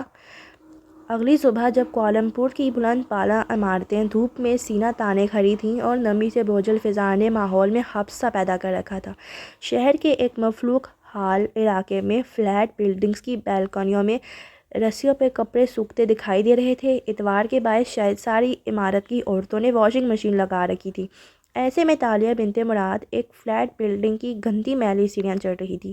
وہ مالے طرز کا حجاب پہنے ہوئی تھی، اسکرٹ اور لمبی قمیص جیسا لباس، اور اس کے اوپر کس کے لیا گیا اسکارف جس پہ مزید ایک دوپٹہ پھیلا رکھا تھا۔ آنکھوں پہ نظر کا چشمہ لگا تھا اور وہ پہلے سے مختلف نظر آ رہی تھی۔ تیسری منزل کے ایک دروازے کے سامنے وہ رکی اور بیل بجائی۔ آ رہی ہوں، عورت کی آواز سنائی دی، جیسے وہ تکلیف میں آہستہ آہستہ چلتی دروازے تک آ رہی ہو۔ پھر دروازہ کھل گیا اور ایک ادیر عمر عورت نظر آئی جس کا چہرہ کریلے کے خول کی مانند جھریوں زدہ تھا اور سفید سرمئی بال چوٹی میں گندے تھے۔ نظر کے موٹے چشمے سے اس نے سامنے کھڑی لڑکی کے چہرے کو دیکھا تو چہرہ کھل اٹھا۔ تالیہ، آؤ آؤ، بڑے عرصے بعد آئیں تم، آ جاؤ۔ انہوں نے خوشی سے اسے راستہ دیا۔ وہ سلام کر کے سر جھکائے اندر داخل ہوئی۔ وہ تنگ و تاریک سا فلیٹ تھا۔ سامنے ایک لاؤنج نما چھوٹا سا کمرہ تھا جس میں صوفے رکھے تھے۔ خاتون گھٹنوں کے درد کے باعث ٹیڑھی سیدھی چلتی آگے آئیں، صوفوں سے کپڑے ہٹائے اور بیٹھنے کو جگہ بنائی۔ آؤ بیٹھو، آج مشین لگا رکھی تھی تو سارا گھر کپڑوں سے بھرا پڑا ہے، حالانکہ ایک میرے کتنے کپڑے ہوتے ہیں۔ تم بیٹھو، میں شربت لاتی ہوں۔ Okay Mrs Maria. وہ مسکرا کے بیٹھ گئی۔ وہ گئیں تو اس کے چہرے کی مسکراہٹ غائب ہوئی اور اس پہ خفگی نظر آنے لگی، جیسے اس نے پھر سے مصنوعی مسکراہٹ کے پردے میں چھپا لیا۔ کچھ دیر بعد وہ اس کے سامنے شربت کی ٹرے رکھ رہی تھی۔ اتنا اچھا لگتا ہے تمہیں یوں دیکھ کے، ابھی تک اسکول میں پڑھا رہی ہو؟ جی، وہ مسکرا کے بولی، دینات اور میتھس پڑھاتی ہوں۔ وہ نظریں جھکا کے شرافت سے بولی تھیں۔ شوہر بچے سب ٹھیک ہیں؟ جی، بچے اسکول گئے ہوئے تھے تو میں وقت نکال کے آ گئی۔ اسکیم آرٹسٹ کی مسکراہٹ ویسے ہی سادہ تھی۔ کبھی ان کو ساتھ بھی لے آؤ مجھ سے ملوانے، صرف تصویریں دکھائی ہیں تم نے اب تک، انہوں نے شکوہ کیا۔ بس جب آپ سے ملتی ہوں تو اپنا آپ بھی بچے جیسا لگنے لگتا ہے۔ آپ یتیم خانے کی منتظم تھیں اور 3 سال میرا وہاں خیال رکھا تھا آپ نے۔ آپ کے ساتھ بیٹھ کے پرانی باتیں یاد کرنے کا دل کرتا ہے مسز ماریہ۔ بات موڑ دی۔ خوش رہو، جیتی رہو۔ انہوں نے گہری سانس لی۔ جو بچے چھوڑ جاتے ہیں یتیم خانہ، وہ کبھی واپس نہیں آتے، مگر جس طرح تم واپس آ جاتی ہو، پیسے بھیجتی رہتی ہو، دل بہت خوش ہوتا ہے۔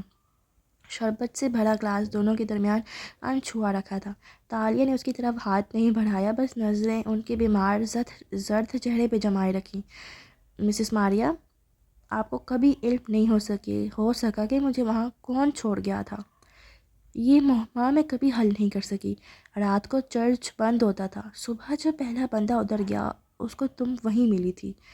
مجھے وہ سب یاد ہے۔ وہ اتوار کا دن تھا، آپ عبادت کے لیے جلدی آ گئی تھیں اور مجھے روک کے کچھ پوچھا تھا آپ نے۔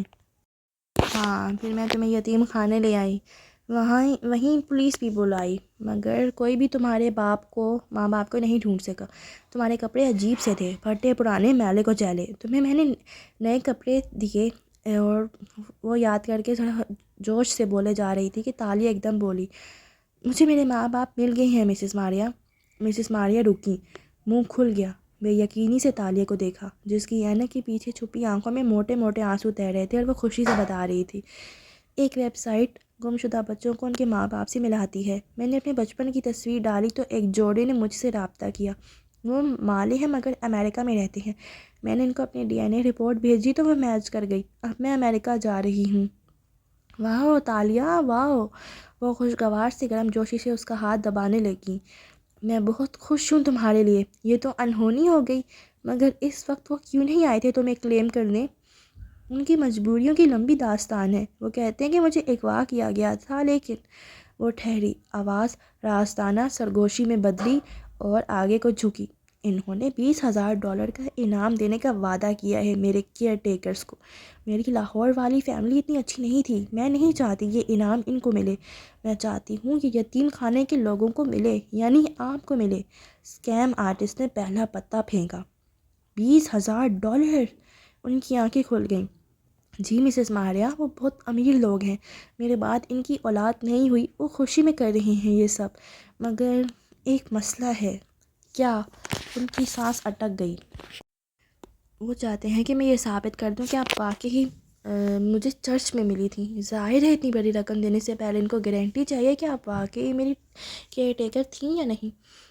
میں کیسے ثابت کروں؟ وہ بالکل سیدھی ہو کر بیٹھ گئی تھی اور ہمارے جذبات کے اس کے ہاتھ پکڑ لیے تھے۔ آپ کوئی نشانی بتا سکتی ہیں؟ کوئی ایسی بات جو صرف آپ کو ہی معلوم ہو سکتی ہو؟ اصل میں اس نے لہجے کو سرسری بنایا، نگاہیں لمحے بھر کو بھی خاتون کے چہرے سے نہیں ہٹائی تھی۔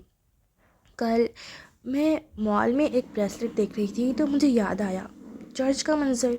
میری یادداشت اچھی ہے کافی، چرچ سے لے کر اب تک سب یاد ہے مجھے یہ بات پہلے یہ بات مجھے اہم نہیں لگی تھی، مگر کل اپنے ماں باپ اس کے ملنے کے بعد مجھے یاد آیا کہ میری کلائی میں ایک بریسلٹ تھا جس پہ سونے کی ایک چابی بنی تھی۔ صرف پہلے منظر میں مجھے وہ یاد ہے، پھر وہ پتہ نہیں کہاں گیا۔ اگر آپ اس کے بارے میں کچھ بتا دیں تو۔ وہ بنا پلک جھپکے مسز ماریا کو دیکھ رہی تھی، جن کا چہرہ ایک دم پھیکا پڑا تھا۔ وہ چپ ہو گئیں۔ چلیں، اگر آپ کو یاد نہیں تو کوئی بات نہیں، میں اپنے والدین کو یتیم خانے والے قاسم صاحب کا نام دے دیتی ہوں، تاکہ وہ اٹھنے لگی تو انہوں نے جلدی سے اس کا ہاتھ تھاما۔ نہیں، قاسم نے کیا کیا تمہارے لیے؟ مجھے یاد ہے، میں بتاتی ہوں۔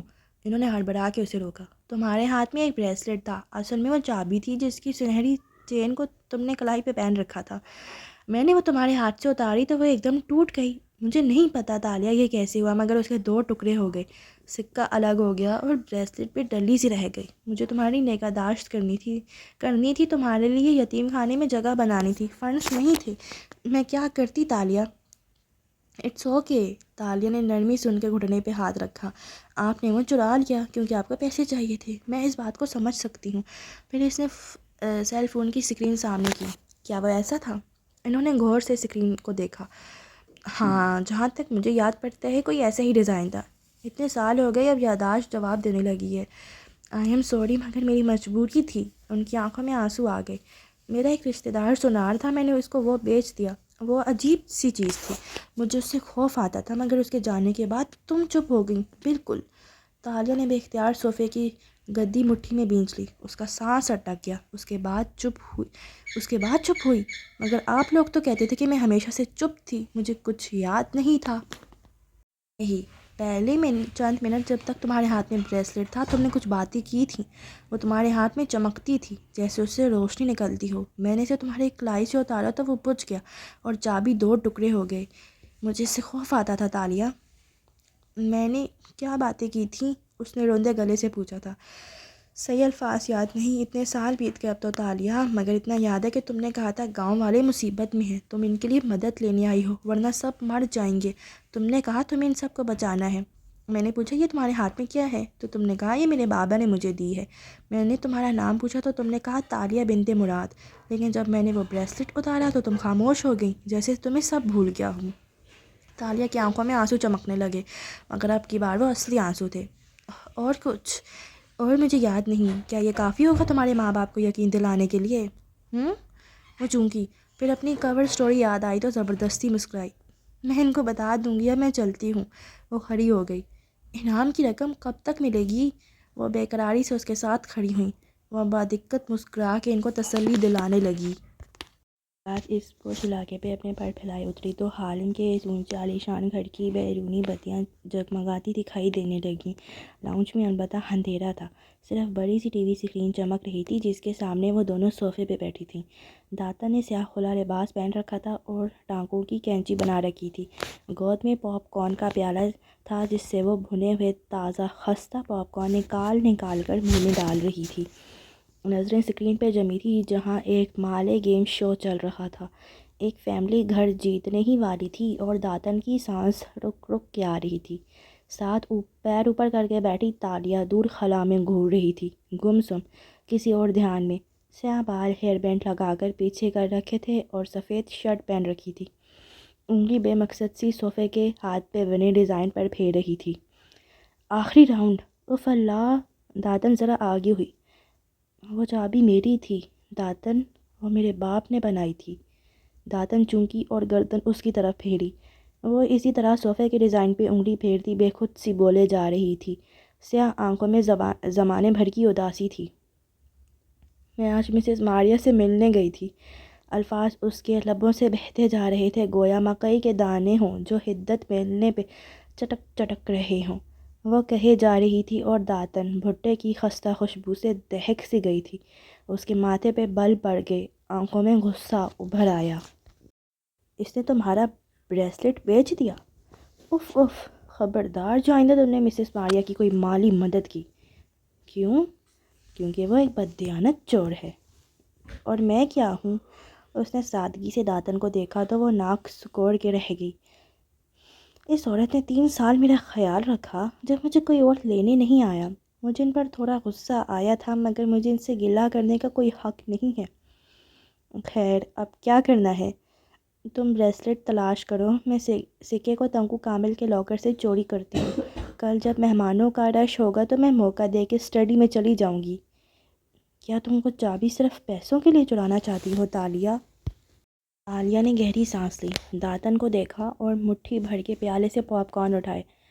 جب تک مجھے یہ یاد نہیں آیا تھا کہ وہ میری چابی ہے، میں اسے دولت کے لیے ہی چرانا چاہتی تھی، مگر اب… اس نے اسکرین کو دیکھتے ہوئے پاپ کارن پھانکے اور بند ہونٹ ہلاتے ہوئے انہیں چبانے لگی۔ لمحے بھر کو لاؤنج میں سناٹا چھا گیا۔ داتن اس کے چہرے کو دیکھ رہی تھی جو ٹی وی اسکرین کی نیلی روشنی میں دمک رہا تھا۔ مگر اب شاید مجھے میرے تمام سوالوں کے جواب بھی مل جائیں۔ میں کون ہوں، کہاں سے آئی ہوں، سب معلوم ہو جائے۔ اور تمہارے ماں باپ، تم ان سے نہیں ملنا چاہتی؟ اور وہ گاؤں والے جن کا تم نے ذکر کیا تھا؟ سچ کہوں تو نہیں داتن، میں اپنی زندگی میں خوش ہوں، مجھے ان سے نہیں ملنا، اور میں یہ بھی نہیں چاہتی کہ وہ دیکھیں میں کیا بن گئی ہوں۔ تلخی سے مسکرا کے وہ اسکرین کو دیکھنے لگی۔ اس کا ذہن کہیں اور تھا۔ مسز ماریا کی آواز ہر جگہ گونج رہی تھی۔ تم نے کہا تھا گاؤں والے مصیبت میں ہیں، تم ان کے لیے مدد لینے آئی ہو ورنہ سب مر جائیں گے۔ تم نے کہا تمہیں ان سب کو بچانا ہے۔ مگر اس نے سر جھٹکا۔ مجھے کسی کو نہیں بچانا، مجھے کسی کی مدد نہیں کرنی، اب تک تو سب مر کھپ گئے ہوں گے۔ مجھے صرف چابی کو اچھے داموں بیچنا ہے۔ تاریکی نواردات مہنگے داموں بک جاتے ہیں۔ میرے خواب ایک جزیرے پہ ایک اونچا محل، بس مجھے یہی سوچنا ہے۔ سے کون آ رہا ہے تنگو کامل کے گھر؟ داتن کی بات نے اس کو گہری سوچ سے نکالا۔ پتہ نہیں، اس نے شانے اچکائے۔ جب بڑے لوگ بڑے لوگوں کے گھر میں آتے ہیں تو ہم چھوٹے لوگوں کو تفصیلات نہیں بتاتے، سیکیورٹی پروٹوکول۔ مگر داتن جواب سنے بنا اسکرین کی طرف متوجہ ہو چکی تھی۔ فیملی آخری راؤنڈ میں تھی، گھر جیتنے کے بہت قریب۔ صبح سے تنگو کامل کے گھر صفائی اور تیاریوں کا ایسا سماں بندہ تھا کہ چند ایک بار تو تالیہ نے بٹلر کو روک کے پوچھنا چاہا تھا کہ آخر کون آ رہا ہے، مگر پھر ارادہ بدل دیا۔ کون سا وہ بتا دے گا۔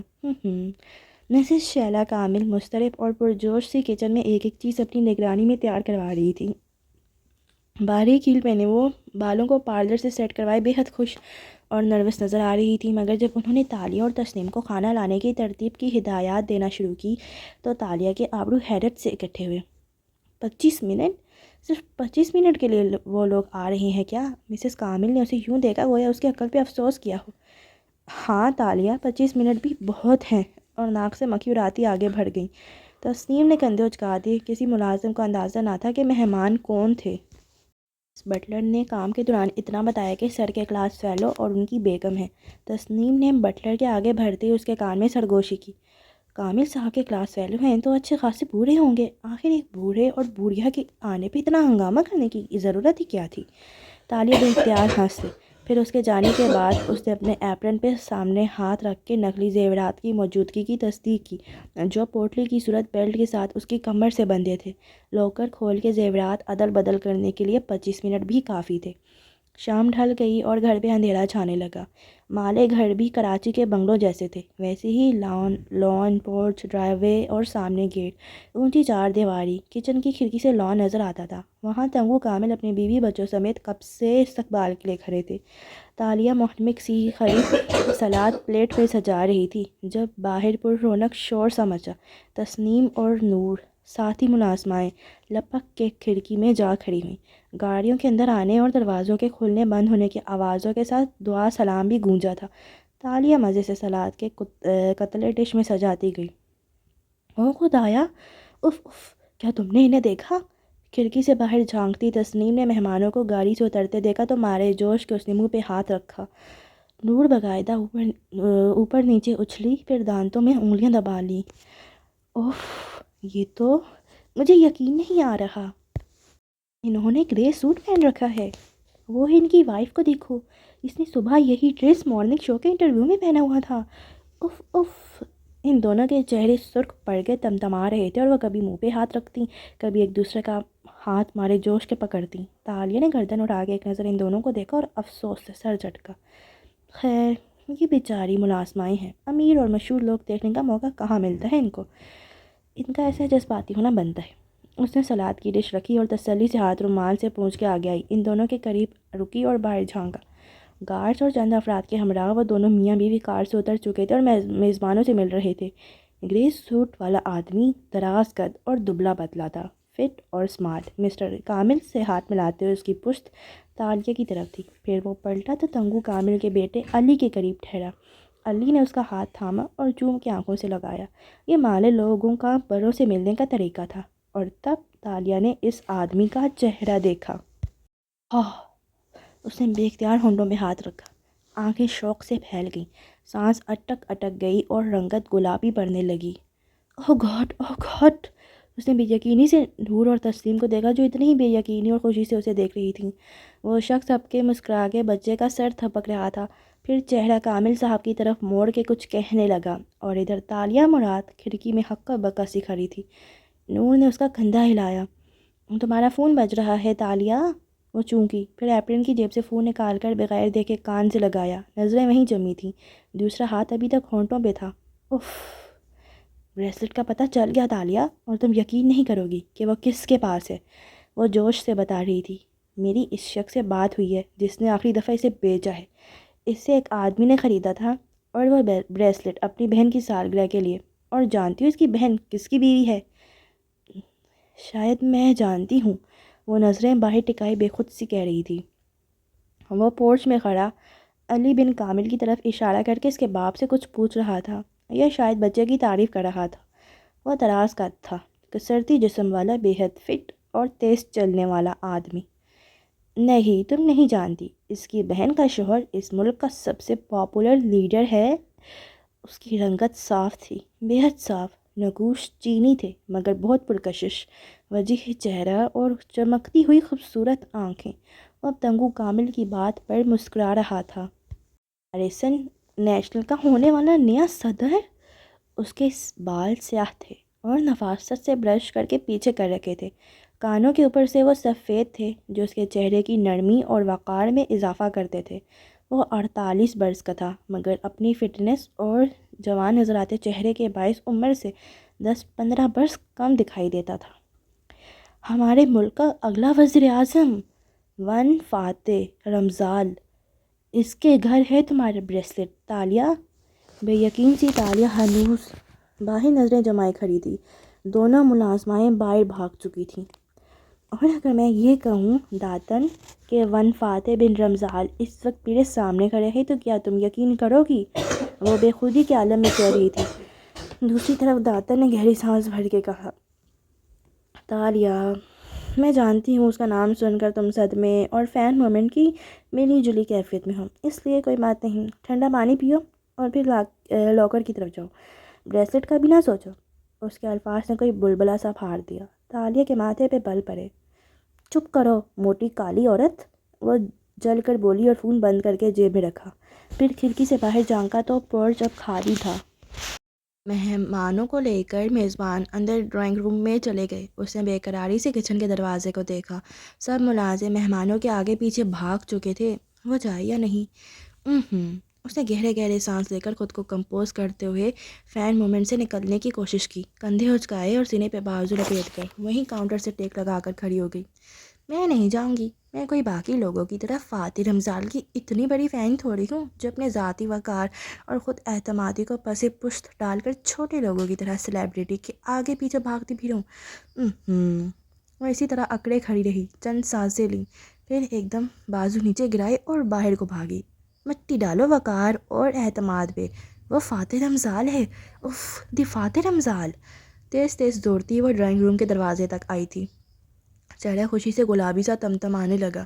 ملازمائیں وہاں پہلے سے کھڑی پرجوش سی سرگوشیاں کر رہی تھیں۔ وہ دھڑکتے دل کے ساتھ ان کے پاس آ رکی۔ دروازہ کھلا ہوا تھا مگر یہاں سے صرف کامل صاحب اور مسز کامل بیٹھے نظر آتے تھے، مہمان نہیں۔ تبھی بٹلر باہر نکلا اور سخت لہجے میں تالیہ کو مخاطب کیا، جوس تم سرو کرو گی، جلدی۔ اس کی رنگت مزید گلابی بڑھ گئی، جھٹ سر ہلایا اور کچن کی طرف بھاگی۔ جلدی جلدی ٹرے لگائی اور ڈرائنگ روم تک آئی۔ دروازے پہ لگے ہیزوی آئینے میں اپنا عکس دیکھا۔ سائڈ کی مانگ نکال کر بالوں کو کس کر جوڑے میں باندھے وہ سرمئی سفید یونیفارم میں ملبوس تھی۔ چہرہ دھلا دھلایا اور آنکھیں سبز تھیں۔ وہ زیادہ اچھی نہیں لگ رہی تھی۔ اف خیر ہے، اس نے سر جھٹکا اور اندر داخل ہوئی۔ ڈرائنگ روم میں تیز اے سی چل رہے تھے مگر اس کے ہاتھوں پہ پسینہ آ رہا تھا۔ ٹھنڈے ماحول کو زرد لیمپس کی روشنیوں نے مزید محصور کن اور پرفسو بنا رکھا تھا۔ میزبان جوڑے کے علاوہ مہمان جوڑا اور 3 افراد بیٹھے تھے۔ فاتح رمضان سامنے والے صوفے پہ موجود تھا، ٹانگ پہ ٹانگ جمائے، ایک بازو صوفے کی پشت پہ پھیلائے۔ وہ مدھم مسکراہٹ کے ساتھ چہرہ ذرا موڑے کامل صاحب کی بات سن رہا تھا۔ برابر میں اس کی بیوی بیٹھی تھی۔ اس کے بال بھورے سرخ ڈائے تھے اور ہاف باندھ رکھے تھے۔ وہ بالکل اسپاٹ چہرہ لیے ہوئی تھی، آنکھیں بے جان تھیں۔ دونوں ٹرے اٹھائے آتی ملازمہ کی طرف متوجہ نہیں تھی۔ تالیہ باری باری سب کے پاس رکھ کر جوس پیش کرنے لگی۔ سوری میں آپ کی بات کاٹ رہی ہوں، جذباتی سی مسز کامل نے اپنے شوہر کی بات ٹوکتے ہوئے مسکرا کے کہا، مگر وان فاتح رمضان اور مسز رمضان، آپ دونوں کا ایک دفعہ پھر شکریہ کہ آپ نے ہمارے گھر کو رونق بخشی۔ مائی پلیئر، وہ بھاری مسکراتی آواز میں بولا۔ تالیہ کی اس طرف پشت تھی، یہ آواز، یہ شخص، یہی تھا اس کے خواب میں۔ میرے ساتھ رہو، میرے ساتھ رہو۔ اس نے سر جھٹکا اور جھک کے اگلے صاحب کے سامنے ٹرے کی۔ کیا یہ درست ہے سر کہ آپ استعفیٰ دے رہے ہیں اور واپس امریکہ شفٹ ہو رہے ہیں؟ ہم نیوز میں سنتے رہتے ہیں۔ کامل صاحب کے سوال پہ تمام نظریں فاتح رمضان کی جانب اٹھی تھی۔ وہ جواباً کھنکارا، دیکھو تنگو کامل، بات یہ ہے کہ فاتح بن رمضان جیسا انسان جو 2 دفعہ امریکہ میں اسٹیٹ اٹارنی کا الیکشن لڑ کے منتخب ہوا تھا اور جس کے زمانے میں اسٹیٹ اٹارنی آفس میں پراسیکیوشن کا ریکارڈ مثالی رہا تھا، اور جو 15 سال پہلے امریکہ چھوڑ کے، امریکی شہریت چھوڑ کے صرف مال قوم کے لیے واپس آیا تھا، اس آدمی کو اتنی لمبی سٹرگل کے بعد اگر وارثاً پارٹی کا صدر منتخب ہونے کے لیے اور فنڈز حاصل کرنے کے لیے بادشاہ کے محل میں ہر روز ماتھا ٹیکنا پڑے جیسے وہ عظیم بدھا ہو اور میں ایک پجاری، تو نہیں، فاتح یہ نہیں کرے گا۔ مجھ سے یہ منافقت نہیں ہوتی، کیونکہ ہمارے بادشاہ اور ہمارے وزیر اعظم دونوں کو اس وقت جیل میں ہونا چاہیے۔ ہاں، میں جیل میں ان دونوں کو ہر ہفتے وزٹ کرنے کے لیے تیار ہوں۔ اس بات پہ کہکا پڑا تھا، مگر فاتح رمضان نے سوال کا جواب نہیں دیا۔ وہ سوچتے ہوئے اسپاٹ چہرہ بنائے۔ اب بڑے صوفے تک آ رکی تھی۔ فاتح رمضان کے ایک طرف سے جھک کے ٹرے پیش کی، کپ کپاتی پلکیں اٹھا کے اس کا چہرہ دیکھا۔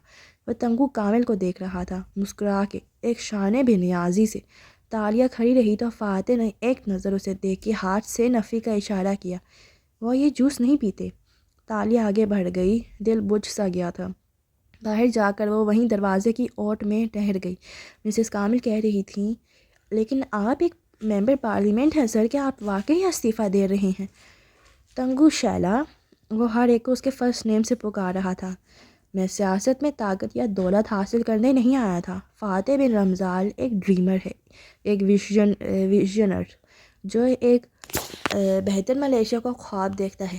مگر مال قوم کا اس وقت سب سے بڑا مسئلہ یہ ہے کہ ہماری رولنگ پارٹی اتنی بھاری اکثریت سے منتخب ہوتی آ رہی ہے کہ پارلیمنٹ میں اس کی کوئی پوزیشن ہی نہیں رہ گئی۔ کوئی بھی جمہوری گورنمنٹ تب تک صحیح کام نہیں کر سکتی جب تک کہ اس کے خلاف اپوزیشن نہ ہو۔ زندگی کے ہر مقام پہ یہ مخالفت ہوتی ہے جو ہم سے ہماری اصلاح کرواتی ہے اور ہم بہتر کام کرتے ہیں۔ اگر بارسن پارٹی ایک اچھی پوزیشن نہیں بننا چاہتی، اگر پارلیمنٹ خود کو مضبوط نہیں کرتی، تو اخلاقی طور پہ پارٹی صدر بننے یا ممبر پارلیمنٹ رہنے کا کوئی جواز نہیں رہ جاتا۔ باہر کھڑی تالیہ مسکرا دی۔ اس نے پھر سے استعفے کا جواب نہیں دیا۔ سیاستدان۔ دفتر اس نے گھڑی دیکھی، 10 منٹ گزر چکے تھے، 15 رہتے تھے۔ ایک بے قرار نظر ڈرائنگ روم پہ ڈال کے وہ چپکے سے وہاں سے کھسک آئی۔ اسٹڈی کی بتی اس نے نہیں جلائی، پینسل ٹارچ جلا کر آگے آئی، لاکر کے سامنے پنجوں کے بل بیٹھی اور لاکر پہ لگا گول چکر آہستہ آہستہ گھمانے لگی۔ چند ایک کلک ہوئے پر دروازہ کھٹ سے کھل گیا۔ اس نے پورٹلی نکالی اور لاکر کھول کے زیورات کے ڈبے باہر نکالنے لگی۔ ایک دم وہ ٹٹک گئی، ادھر ادھر ہاتھ مارا، سکے والا باکس غائب تھا۔ اوہ نو! تالیہ نے پریشانی سے سارا لاکر کنکال دیا، مگر وہ وہاں نہیں تھا۔ اس نے بے بسی بڑے غصے سے زیورات کو عدل بدل کیا، لاکر بند کیا، اصل زیورات یونیفارم میں چھپائے اور باہر نکل آئی۔ اب کہ اس نے نور اور تسنیم کو کھانا سرو کرنے دیا اور خود کان لگا کر دروازے کے باہر کھڑی ہو گئی۔ بٹلر نے گھورا بھی، مگر اس نے چہرے پہ مسکینیت طاری کر کے پلکیں 2 بار چھپکائیں تو وہ ہنکار ابھر کے آگے بڑھ گیا۔ اندر گفتگو کا رخ ملیشین پارلیمنٹ میں زیر بحث توہین رسالت بل کی طرف مڑ گیا تھا۔ فاتح رمضان کے ساتھ آئے افراد اس بارے میں اظہار خیال کر رہے تھے۔ میرا خیال ہے 3 سال کی قید یا بھاری جرمانے والی سزا کسی بھی دین کی توہین کرنے پہ درست ہے۔ نہیں، میرا خیال ہے اس میں ترمیم ہونی چاہیے اور اس کو سزائے موت میں تبدیل ہو جانا چاہیے تاکہ مثالیں سیٹ کی جا سکیں۔ مسٹر کامل اور دوسرے افراد باری باری اپنی رائے دے رہے تھے۔ تالیہ نے کان مزید زور سے دروازے کے ساتھ لگایا۔ اسے کافی دیر سے فاتح رمضان کی آواز نہیں سنائی دی تھی۔ آپ کا کیا خیال ہے سر؟ تالیہ نے پردے کی اوٹ سے جھانکا۔ وہ نگاہیں کامل صاحب پہ جمائے مسکرایا تھا، پھر گہری سانس لی۔ میرا ایک دوست تھا اسکول میں، بدھسٹ، اور مجھے بہت پسند تھا، مگر میرے والد کو وہ بہت برا لگتا تھا۔ ان کا خیال تھا کہ وہ مجھے بگاڑ دے گا۔ وہ اس کی عزت نہیں کرتے تھے، باوجود اس کے کہ وہ اسے کبھی نہیں ملے تھے۔ میں ہر روز ان سے بحث کرتا تھا کہ میں اس کی دوستی سے نہیں بگڑوں گا، مگر کوئی فائدہ نہیں ہوتا۔ وہ کہہ رہا تھا اپنی ٹھنڈی، بھاری اور پرسکون آواز میں، اور سب سن رہے تھے۔ پھر ایک دن مجھے احساس ہوا کہ میرے والد صاحب اسے جانتے ہی نہیں تو وہ اس کی عزت کیسے کریں گے۔ تب میں نے ان کو اپنے دوست کی خوبیوں کے بارے میں بتانا شروع کیا۔ انگو کامل، میں نے ان کو بتایا کہ انسان ایک مکمل پیکج ہوتا ہے، اس میں خوبیاں بھی ہوتی ہیں، خامیاں بھی، اور اگر ہم کسی کو اس کے ویکسٹ لنک سے جج کرتے ہیں تو ہم بہت بڑے جج ہیں۔ لیکن رسول اللہ صلی اللہ علیہ وآلہ وسلم وہ انسان ہیں جن کے اندر صرف خوبیاں اور اچھائیاں تھیں۔ ان کے گستاخ کو ہر وہ سزا ملنی چاہیے جو شریعہ نے مقرر کر رکھی ہے۔ علماء کو اس کے بارے میں کھول کے بولنے دینا چاہیے، اور مالی پارلیمنٹ کو پراپر قانون سازی کرنی چاہیے، اور جو بھی سزا قرآن و سنت کے مطابق ہے وہ دی جائے، مثالیں سیٹ کی جائیں۔ لیکن وہ رکا۔ تالیہ نے گردن مزید اوپر کی۔ وہ انہی پرسکون آنکھوں سے ان سب کے چہرے کو دیکھ رہا تھا۔ لیکن کوئی بھی ایول صرف سزا دینے سے ختم نہیں ہو سکتا۔ یہ دنیا ہمارے نبی صلی اللہ علیہ وآلہ وسلم کی دل سے رسپیکٹ تب کرے گی جب ہم ان کو بتائیں گے کہ وہ کون تھے۔ سزا دینا، چیخنا چلانا آسان ہے، یہ جلدی ہو جاتا ہے۔ زیادہ مشکل کام ہے نبی صلی اللہ علیہ وآلہ وسلم کے لیے اپنی زندگیوں سے مسلسل وقت نکالنا اور اپنی توانائی کو دنیا تک ان کی اصل شخصیت سامنے لانے کے لیے خرچ کرنا۔ اس میں محنت لگتی ہے اور مسلمان بچے اس میں دلچسپی نہیں لیتے، کیونکہ ہمارے بچوں کو خود معلوم نہیں کہ نبی صلی اللہ علیہ وآلہ وسلم کون تھے، تو وہ دوسروں کو کیا بتائیں گے۔ توہین اس لیے ہوتی ہے کیونکہ ہم اپنی جاب ٹھیک سے نہیں کر رہے۔ ہمیں دنیا کو رسول اللہ صلی اللہ علیہ وآلہ وسلم کے بارے میں بتانا تھا، ان کے قصے سنانے تھے۔ بنیادی طور پہ دو قسم کے لوگ توہین کرتے ہیں، ایک وہ جو لا علم ہے اور ایک وہ جو شر انگیز ہیں اور جان کے ایسا کرتے ہیں۔ لیکن جس دن ہم اپنی جاب کرنا شروع کریں گے، اندھیرے میں دیے جلائیں گے، تو لا علم لوگ ہمارے رسول اللہ صلی اللہ علیہ وآلہ وسلم سے واقف ہوں گے اور وہ خود ہر شر انگیز کے خلاف ہماری ڈھال بن جائیں گے۔ سزائیں لازمی ہیں، مگر میری قوم کو خود بھی اس فتنے کو کم کرنے کے لیے اپنی توانائی خرچ کرنی پڑے گی۔ میں جس ملیشیا کا خواب دیکھتا ہوں نا، وہاں ہمیں مال قوم کو میڈیا کے ذہنی شکنجے سے نکال کر اپنی سوچ کو آزاد کرنا سکھانا ہوگا۔ آپ خوابوں پہ یقین رکھتے ہیں وان فاتح؟ مسز شیلا قدرے نروس سی مسکراہٹ کے ساتھ بولیں۔ مطلب برے خوابوں پہ؟ جیسے میری دوست نے میرے خواب میں دیکھا، تالیہ نے بے اختیار دل کو تھام لیا۔ تنگو کامل نے آنکھوں ہی آنکھوں میں اپنی بیوی کو ٹوکا۔ یہ مناسب موقع نہیں ہے، مگر وہ فاتح رمضان کے آنے کی خوشی اور اپنی پریشانی میں گھری کہتی گئیں۔ اس نے دیکھا کہ میرے ہاتھوں میں چاول ہیں جو ایک دم راکھ بن جاتے ہیں۔ آپ دوسری قسم کے خواب دیکھتے ہیں، مگر ایسے خوابوں کا کیا مطلب ہو سکتا ہے؟ تالیہ کے گردن کے بال تک کھڑے ہو گئے، کان مزید دروازے سے لگائے۔ ڈرائنگ روم میں خاموشی چھا گئی۔ پھر فاتح نے گہری سانس لے کر کندھے اچکائے۔ خوابوں میں ہر چیز علامتی ہوتی ہے، اس کا وہ مطلب نہیں ہوتا جو نظر آتا ہے۔ کیا آپ کے ہاں بچے کی پیدائش میں توقع ہے تنگو شیلا؟ میزبان میاں بیوی سن رہ گئے، ایک دوسرے کو دیکھا، پھر فاتح کو۔ جی، مگر ہمیں خود چند دن پہلے معلوم ہے، تو آپ کو کیسے؟ چاول فرٹیلیٹی کی علامت ہوتے ہیں۔ ایسے خواب اس لیے آ سکتے ہیں تاکہ آپ احتیاط کریں یا پھر کسی متوقع حادثے کے لیے تیار رہیں۔ اس کی بات میں ایسی ٹھنڈک تھی کہ مسز کامل کی ریڑھ کی ہڈی میں ٹھنڈی لہر دوڑ گئی۔ دروازے سے لگی تالیہ بھی شل کھڑی رہ گئی۔ فاتح کی بیوی نے بے اختیار تعجبی نظروں سے اسے گھورا، جیسے کہہ رہی ہو کہ اسے ایسی بات اتنے عام انداز میں نہیں کہنی چاہیے، مگر وہ بھی کسی جذباتی پن سے آری ٹھنڈا پرسکون سا بیٹھا تھا۔ اسرا رمضان پہلی دفعہ بولی، کاش ہمیں بھی آریانہ کو کھونے سے پہلے کوئی خواب آ جاتا تو ہم اس روز چیئر لفٹ میں نہ جاتے۔ اس کے لہجے میں تلخی تھی۔ آریانہ؟ اچھا، ان کی بیٹی جو کئی سال پہلے کھو گئی تھی۔ تالیہ کو ان کی انٹرویو میں کئی دفعہ کی گئی دہرائی بات یاد آئی تو اس نے اندر جھانکا۔ فاتح رمضان کا چہرہ سامنے آ رہا تھا، نظر اس پہ کوئی تاثر نہیں ابھ رہا تھا، وہی ٹھنڈا مسکراتا چہرہ، مگر وہ اعترافاً سر ہلا کے بولا، ہاں وہ بڑا کٹھن وقت تھا۔ خیر، اس نے کندھے اچکا کے گہری سانس لی۔ بٹلر نے اس کے سر کی پشت پہ چپت لگائی تو وہ چونکی۔ تمہارا کچن میں کام پڑا ہے، اندر جاؤ، اس نے حکم صادر کیا تو وہ منہ بنا کے آگے بڑھ گئی۔ کام کیا خاک کرنے تھے، وہ کچن کے دروازے میں کھڑی ہو گئی۔ چند منٹ گزرے اور آوازیں آنے لگیں، وہ وہیں جمی رہی۔ وہ لوگ اب راہداری میں آ چکے تھے اور باہر جا رہے تھے، مگر کسی وجہ سے ٹھہر گئے تھے۔ تالیہ نے سر نکال کے دیکھا تو برف کا بت بن گئی۔ علی بن کامل اپنے مہمان کو تحفہ پیش کر رہا تھا، اور وہ تحفہ؟ تالیہ کی سانس اٹکنے لگی۔ وہ وہی شیشے کا باکس تھا جس میں سنہری سکہ رکھا تھا۔ فاتح نے مسکرا کے بچے سے باکس لیا۔ علی کامل اب اس سے منسلک کہانی سنا رہا تھا، مگر فاتح رمضان نے باکس کھولا اور سکہ نکال کے اوپر اٹھا کے دیکھا۔ دونوں اطراف الٹائیں۔ ویسے یہ اوریجنل نہیں ہے، اور اوریجنل میں ایک طرف نصیر من الدنیا والدین لکھا ہوتا ہے، مگر آئی لائک اٹ۔ سچائی سے تبصرہ کیا تو میزبان ایک دم شرمندہ ہو گئے، مگر وہ آدمی اتنا بے پرواہ، اتنا بے نیاز تھا کہ اسے ان کے تاثرات سے فرق نہیں پڑتا تھا، اور اس کی بات کو کوئی برا نہیں مانتا تھا، نہ مان سکتا تھا۔ وہ مال قوم کو بہت محبوب تھا۔ ایک ہی فکرے میں اس نے ایمانداری سے پسندیدگی کا اظہار بھی کر دیا۔ پھر ذرا ٹھہرا۔ اسرا، یہ تمہارے بریسلٹ کی طرح نہیں لگتا جو تمہیں ایش نے دیا تھا، ہے نا؟ مسکرا کے کہتی ہوئی اس نے باکس پیچھے کھڑے اپنے باڈی مین کی طرف بڑھا دیا اور آگے بڑھ گیا۔ سب اس کے آگے پیچھے چلتے باہر نکل گئے۔ وہ تیز تیز چلتا تھا اور ہر شخص اس کے قدم سے قدم ملانے کا خواہش مند تھا۔ باڈی مین نے سکے کی ڈبیا جیب میں ڈالتے ہوئے باہر نکلنے سے قبل ایک دفعہ مڑ کے یوں ہی پیچھے دیکھا تھا۔ نگاہ چوکھٹ پہ ہکا بکا کھڑی لڑکی پہ پڑی تو وہ لمحے بھر کو ٹھہرا۔ اس کی سبز آنکھوں کو دیکھا جو اس کے ڈبیا جیب میں ڈالتے ہاتھوں کو دیکھ رہی تھی۔ بس لمحے بھر کا اثر تھا، پھر وہ آگے بڑھ گیا اور وہ نڈھال سی چوکھٹ سے لگی کھڑی رہ گئی۔ سمبلس۔ گھر میں داخل ہوتے ہی اس نے بیگ ایک طرف پھینکا اور جوتے اتار کے دوسری طرف اچھالے۔ داتن جو لیپ ٹاپ اور کاغذ پھیلائے صوفے پہ بیٹھی تھی اسے آتے دیکھ کے تیزی سے اٹھی، ایک فکر مند نظر اس کے بے رنگ پریشان چہرے پہ ڈالی۔ تم نے راستے سے فون کر کے اتنی تیزی سے سب بتایا کہ مجھے وہ سمجھنے میں آدھا گھنٹہ لگ گیا۔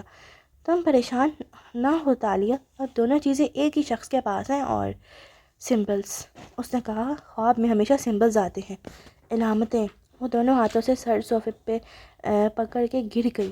چند لمحے لمبے سانس لیے، پھر نظریں اٹھا کے الجھی کھڑی داتن کو دیکھا۔ میں نے دیکھا ہم دو دریاؤں کے سنگم پہ کھڑے ہیں، جہاں کیچڑ ہے، کیچڑ یعنی لمپور، اور دریاؤں کا سنگم یعنی کوالہ۔ ہم کوالمپور میں ملتے ہیں۔ کوالمپور، KL، ہمارا شہر۔ وہ تیز تیز بولتی جا رہی تھی۔ آج ہم ملے مگر ملاقات نہیں ہوئی، شاید اس خواب کے پورے ہونے کا بھی وقت نہیں آیا۔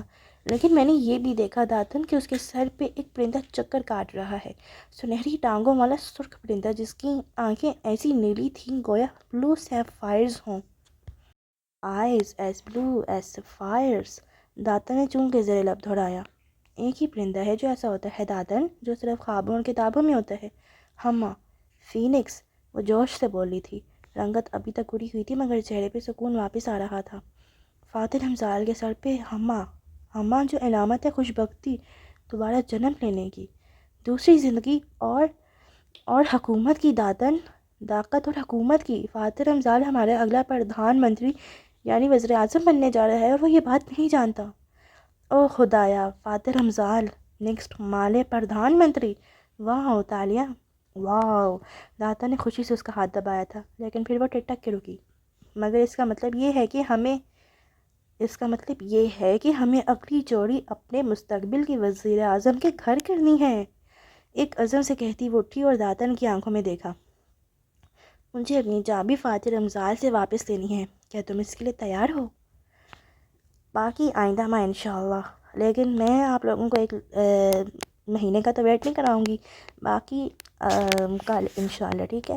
اور اگر آپ کو میری آج کا ایپیسوڈ پسند آئی ہو تو کمنٹس میں مجھے ضرور بتائیے گا، اور میرے ویڈیو کو لائک کر دیں اور میرے چینل کو سبسکرائب کر کے بیل آئیکن پریس کر دیں تاکہ جب تالیہ وزیر اعظم کے گھر چوری کرے تو آپ لوگوں کو بھی نوٹیفیکیشن آ جائے، ٹھیک ہے؟ Okay, bye bye.